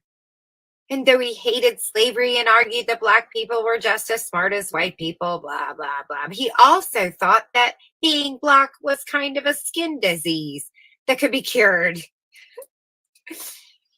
We found another douchebag. He claimed all his inspiration came from Christianity. That explains it. He wanted American kids to be taught Christianity in public schools, and he was one of the first Americans to push for free public schools and education for girls. Yes. Get the girls away from mama. I can make them better. I can sell them creams. They will dream about me in their dreams. Okay, he had some famous quotes. Do you want to know what they are? Me too. I have alternately been called an aristocrat and a Democrat. I am neither. I am a Christocrat. I would have laughed. Is that funny? I think this is a dark comedy. I'm getting suspicious. Surely this is not truthful. These guys all sound like slapstick. Okay. And his other quotes are, the American War is over, but this is far from being the case with the American Revolution. And his last famous quote, a simple democracy is one of the greatest of evils. He weighed in at average weight. He is 5 feet 9 inches tall. His political leaning, revolutionary. Jobs held, doctor, duh. University professor of medicine and chemistry. Surgeon General of Continental Army. Treasurer of U.S. Mint. And, of course, a writer. Years served in Continental Army, 1. Education, he was at the College of New Jersey, which is now Princeton, from which he graduated at age 14 and the University of Edinburgh Medical School. Languages mastered, French, Spanish, Italian, Latin, and Ancient Greek. Hobbies, writing essays and letters. 2,000 pages worth even. Wealth, he was upper middle class. His nicknames, he had a couple. Father of the American psychiatry and father of American medicine. That's scary. Political party, none. Main residence, Philadelphia, Pennsylvania. Other residences, Edinburgh, Scotland, and London, England. Land owned, 44 acres at one point. Human slaves owned, 1, whom he freed after nearly 20 years. It's funny how very few of them didn't have slaves or free slaves. Free, like, we'll just pay them, right? Until they had to. until it was like, okay, if you do that now, after this point on, it's 18 and up. You can't get away with it anymore. You're an adult. Um, Positions on slavery against it. Religious faith, he was extremely devout Universalist, a Presbyterian, and Episcopalian. His achievements, he co-founded Pennsylvania abolish, abol, abo- Abolitionist Society. Thank you, tongue. Ta-da! Pioneered American Sunday School movement. Hooray! Founded America's first free hospital for poor people. Hooray! Co-founded one of America's first girls' school. Pervert. Co-founded Pennsylvania's Prison Reform Society.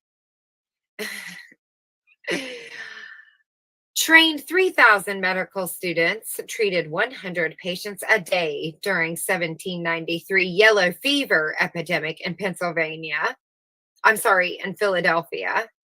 He revolutionized treatment of the mentally ill and proposed the U.S. Department of Peace.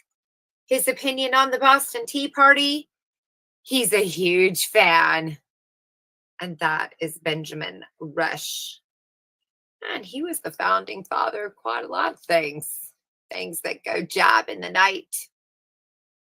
Leave marks on my neck. Vampires taking my blood. We need your blood. Here's $75. Mother's Day, $65.95 this Mother's Day. And we'll tell you what country you came from. Are you Irish too? We're all a little Irish and some Scottish with a little English sprinkled in. Let's just face it. Anyway, unless you've got the native bone. And that, my friends, concludes this evening's fairy tale before bedtime. Tomorrow night, we've got John Marshall on the menu.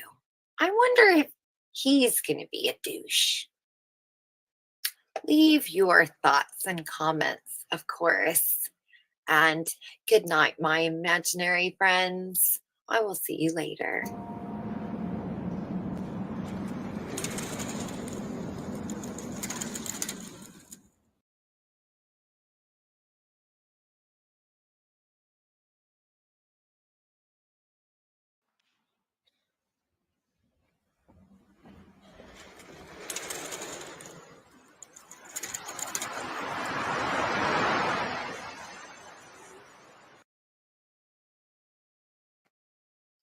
Well, hello there.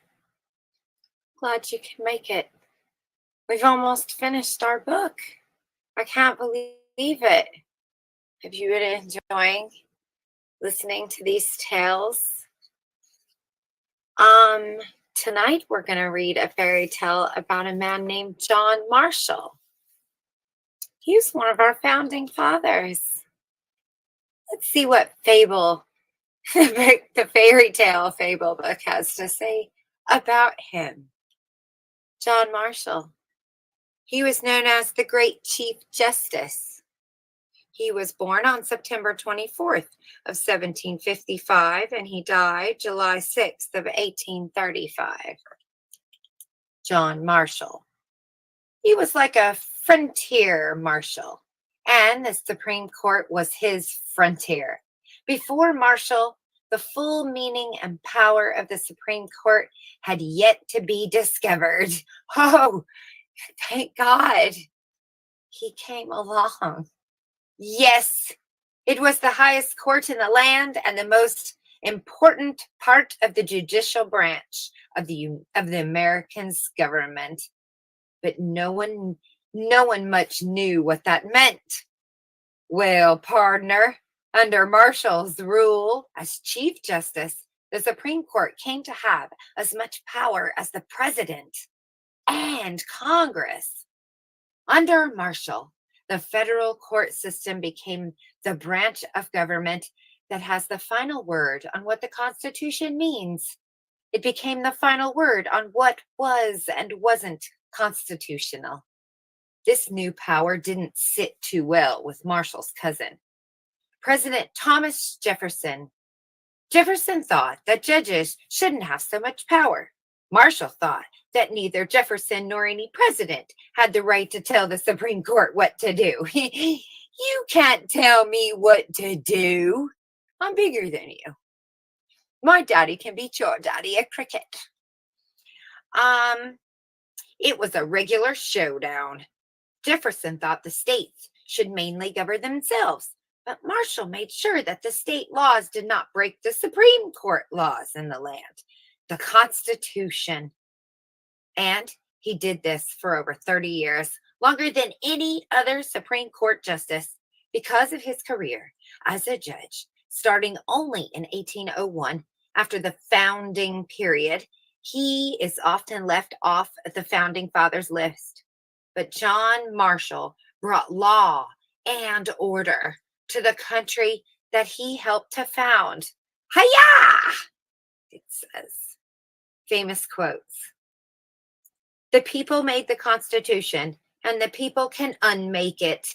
It is the creature of their own will and lives only by their lives only by their will. It's the creature of their own will and lives only by their will, he says. It is empathetically the province and duty of the judicial department to say what the law is. So he thinks that the Justice Department should make the law. That's what it is. I wonder if he was a lawyer. Let's find out. How tall was he? John Marshall was 6 feet tall, more or less. How much did he weigh? John Marshall was a slender man. His political leaning towards the Constitution. His jobs held. Oh, I found another one. Lawyer. A lawyer. A member of Virginia House of Delegates. Delegate to Constitutional Convention. Member of the House of Representatives. 4th Secretary of State. 4th Supreme Court Chief Justice. How many years did he serve in the Continental Army? 5. Education, he was homeschooled, and then the College of William and Mary. Did he master any languages? Yes, English and Latin. What was his feelings on France? He had mixed feelings. He hated the government, but he loved the culture. Was he wealthy? Yes, quite wealthy. What was his nickname? The Great Chief Justice. He was a Federalist by his political party. He lived in Richmond, Virginia.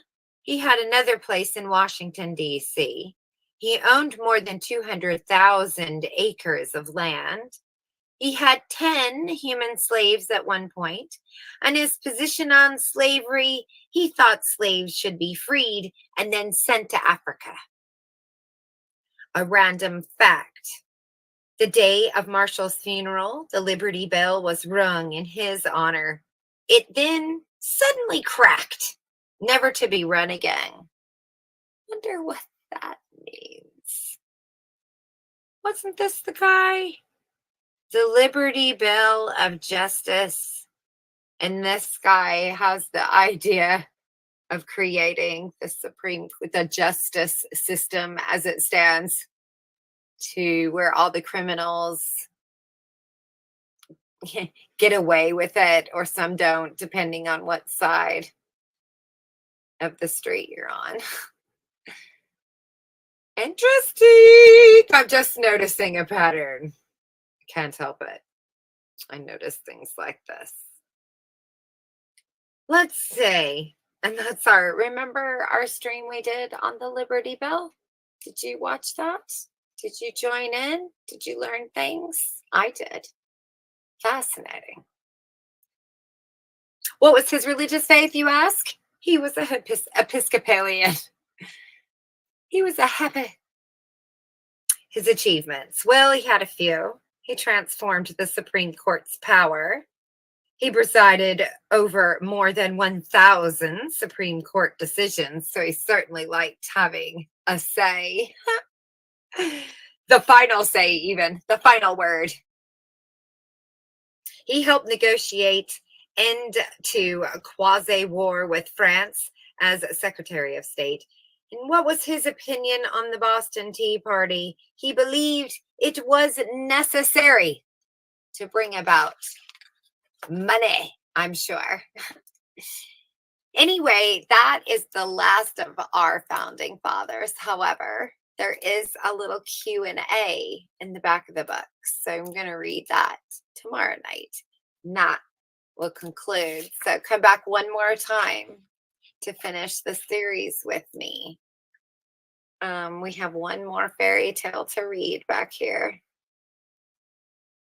Paul Bunyan of sorts. We're going to get to know them intimately. Come back for another interview with our founding fathers. It's like not Bill and Ted. It's more like Joni and the Rotten Kingdom. I don't know. Stupid things you think of. Oh, good night.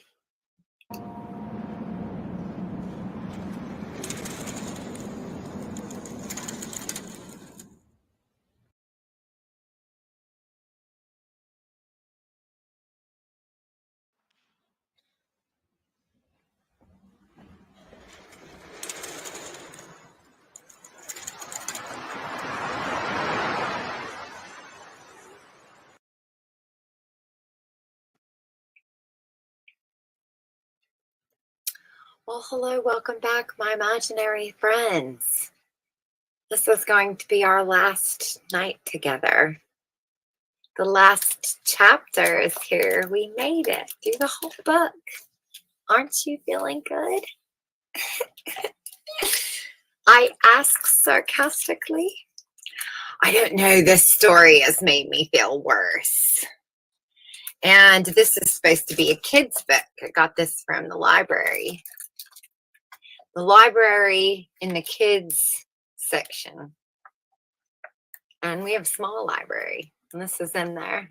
I do like the pictures. Maybe that's why. Maybe nobody has read it. It's sneaking through. I don't know. Maybe they read something different. I don't know. Maybe they don't even hear what we hear. Maybe they don't speak parcel tongue. They're not fluid in a foreign language. That's what I'm saying. In douchebag language. In douchish, we'll call it. Or if you have another suggestion on what language it is, you'd say parcel tongue if you got the reference, but we can come up with our own. Okay. So this one is kind of the back of the book. And it says the First Amendment to the preamble of the Founding Fathers. And so it's got a few little interesting things. One, what makes a founding father a founding father, you ask? The term founding fathers was first used by President Warren G. Harding in 1918. Since then, it has become one of the most popular historical terms in America. Most historians agree that in order to be a founding father, you have to have A, signed the Declaration of Independence, and or B, helped to frame the U.S. Constitution. There are certain founding fathers, however, who did not neither, but are nonetheless regarded as founding fathers by many historians because they helped shape the new nation. This book is a showcase of the most famous founding fathers. Though it is by no means a complete or perfect list. Our understanding of history is always changing. Number 2, some things they argued about. The Declaration of Independence on July 4th, 56 of the Founding Fathers agreed on a formal written Declaration of Independence from Great Britain. This was not an easy decision.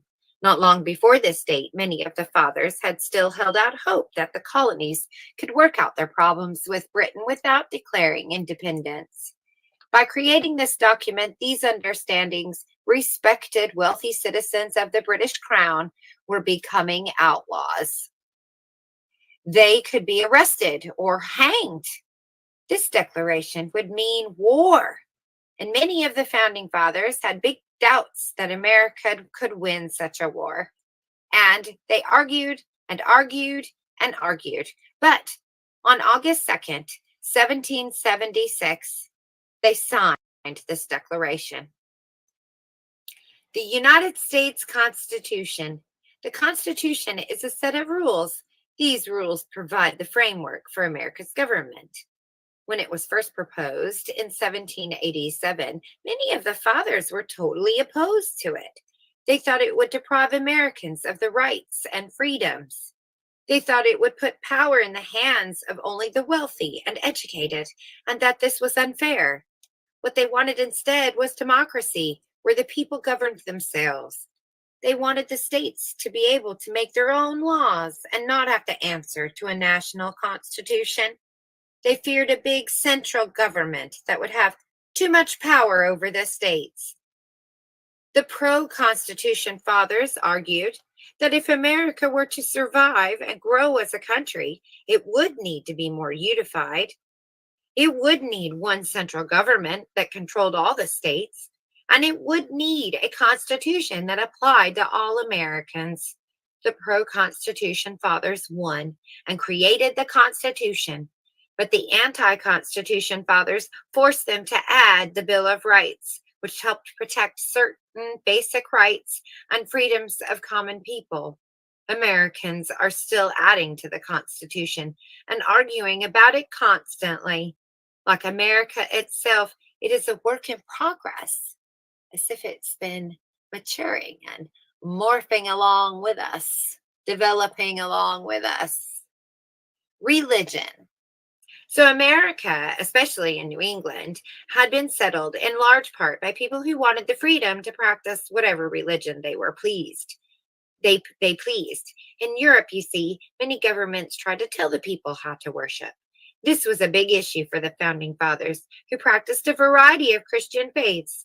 So the Constitution they framed made it clear that America's government should not establish any specific religious faith as the official religion of America. And the Constitution made it clear that all Americans have the right to practice their own religious beliefs or not. However, even though this became the law of the land, the founding fathers disagreed on the topic. Many thought America should be officially a Christian nation. That children should be forced to learn about the Bible in school. That every session of Congress should appear with a Christian prayer. And America still disagreed on the topic to this day. A strong central government versus state rights. Some of the founding fathers thought that each state in America should get to mainly control itself and make its own laws. Other founding fathers thought that was a bad idea. They thought that one central government should control all the states. What they came up with was a compromise. Certain matters, such as who has the right to vote and laws regarding slavery, would be left up to the states to decide. But there would also be one big central government that controlled the whole country, and one constitution with rules and laws and freedoms that applied to all of the states. Even after this compromise, though, the fathers argued bitterly about states' rights versus central government. And more than 200 years later, Americans are still arguing about it. Go figure. Slavery. Back in the 1700s, people all over America owned slaves in the North and the South. And though some people spoke against slavery, those people were the minority. Slavery was popular, but it was also an emotional topic that caused a lot of arguing. Some of the founding fathers were opposed to slavery, well, in theory, but slaves were a crucial part of the American economy, and many of the founding fathers owned slaves, even many of those who claimed to be morally opposed to slavery. Certain Southern fathers, and especially the ones from North Carolina and South Carolina and Georgia, were more pro-slavery than most of the other fathers. So, in order to get these particular Southern founding fathers to agree to the new Constitution, the other founding fathers had to leave out the topic of slavery altogether and leave it up to the individual states to decide. And it wasn't until 1865 that the Constitution was finally amended to outlaw slavery in all the states. Unfortunately, a bloody civil war between the North and the South had to happen first. Democracy. Back in the 1700s, democracy meant a system of government by which the people govern themselves, where everyone can vote, where anyone can run for office, and where the majority rules. The America that the founding fathers founded was not a pure democracy. It was a constitutional republic, a government guided by a constitution, a nation where not just anyone could vote or run for office. Most of the founding fathers thought that America should be governed by educated, wealthy people, people smart enough to run the country. These founding fathers, including Hamilton, Madison, Jay, Morris, and Rush, were opposed to majority rule. These fathers were against the riffraff of America, the majority, being in control, which they thought of as, quote, mob rule. That would not be good for the minority of wealthy people. No, it wouldn't. However, there was also a vocal group of founding fathers who were pro democracy, including Jefferson, Henry, and Paine. Though they didn't win the argument, of course they didn't win. That would be silly. Their pro democracy views helped shape, but they cared, shape the country America would later become. For instance, in current day America, most adult citizens have the right to vote, regardless of color, gender, creed, or wealth. And voting is the most important expression of democracy. Foreign wars. The founding fathers were divided on whether or not it was a good idea to get involved in the wars of other countries. They could not agree on this topic, nor can current day Americans. Taxes. Taxes are monies that the people have to pay to the government to help pay for stuff like roads and armies and schools and stuff. What is this stuff? Is that the CDC stuff? What is that? The NASA stuff? What is the stuff? What's in that bag of stuff? I want to know. What other stuff does my tax money go to? HARP? Underground bunkers? Facelifts? Alexis? I don't know. What other stuffs? I can only guess. I can only brainstorm ideas. What are your ideas? What do you think's in the stuff bag?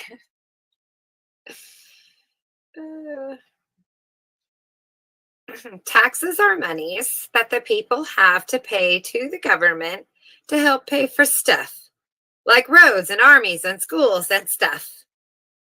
What stuff? Before the revolution, the British government was charging Americans taxes without their consent. How dare they? And without giving them representatives in Parliament. This made the Americans mad. No taxation without representation, they cried. And this became the rally cry for the American Revolution. It wasn't that colonists didn't want to pay taxes, it was that they had no say over what the taxes they paid and had no representatives in the British Parliament. As British citizens, they thought this was unfair. In modern day America, many Americans still complain that the taxes are unfair. But these complaints are different from the colonists' complaints. Modern day Americans do have some say over which taxes they pay by having the right to elect their own representatives to Congress. The main exception to this, oddly enough, is in Washington, D.C., the national's capital. Washington has no representatives in Congress. Taxation without representation. But I think Washington, D.C., I could be wrong. Correct me if I'm wrong, but isn't Washington, D.C. kind of like its own? It's like the Vatican. Like, doesn't it have like it's own? It's separate. It's not a part of. It's a circle. It's a cookie cutter. A little donut there. a donut hole, an ass. You suck. Okay. The Boston Tea Party. And this is our last bit of information. On December 16th of 1773, a group of colonists boarded 3 ships containing tea that Britain was forcing the colonies to purchase. Very quietly and peacefully, these men dumped the tea in the Boston harbor. Later on, this became known as the Boston Tea Party. It was one of the events that pushed America on the path towards revolution. Though many founding fathers applaud this bold act, not all of the fathers approved of it. Some founding fathers took destruction of private property very seriously and were horrified at the action of the Tea Partiers. Most horrified of all was George Washington. That's the end of our story. It's just got some representations, where they got these, their references. And then here's a few other additional preambles. A note about livestock owned figures. Oh, here's some interesting things. Okay, maybe I'll explain the zebra. Listed for founding fathers. Surely that's a joke. Given the fluctuating nature of livestock, regularly dying, being born, or sold, it is difficult to list any one amount that is accurate to the entirety of each founding father's period of ownership. Therefore, the figures chosen pertain to 1 year and 1 inventory. However, these figures will give the reader an idea of how many hogs or sheep or parrots each founding father generally owned at any given point. Note about human slaves owned figures listed for each founding father. The figures here do not reflect the entire period of ownership, but just 1 year of 1 inventory. Again, these figures are only intended to give the reader an idea of how many slaves each founding father generally owned at any given point. Where exact information is not available, the figures listed are averages. A note about land-owned figures listed for each founding father.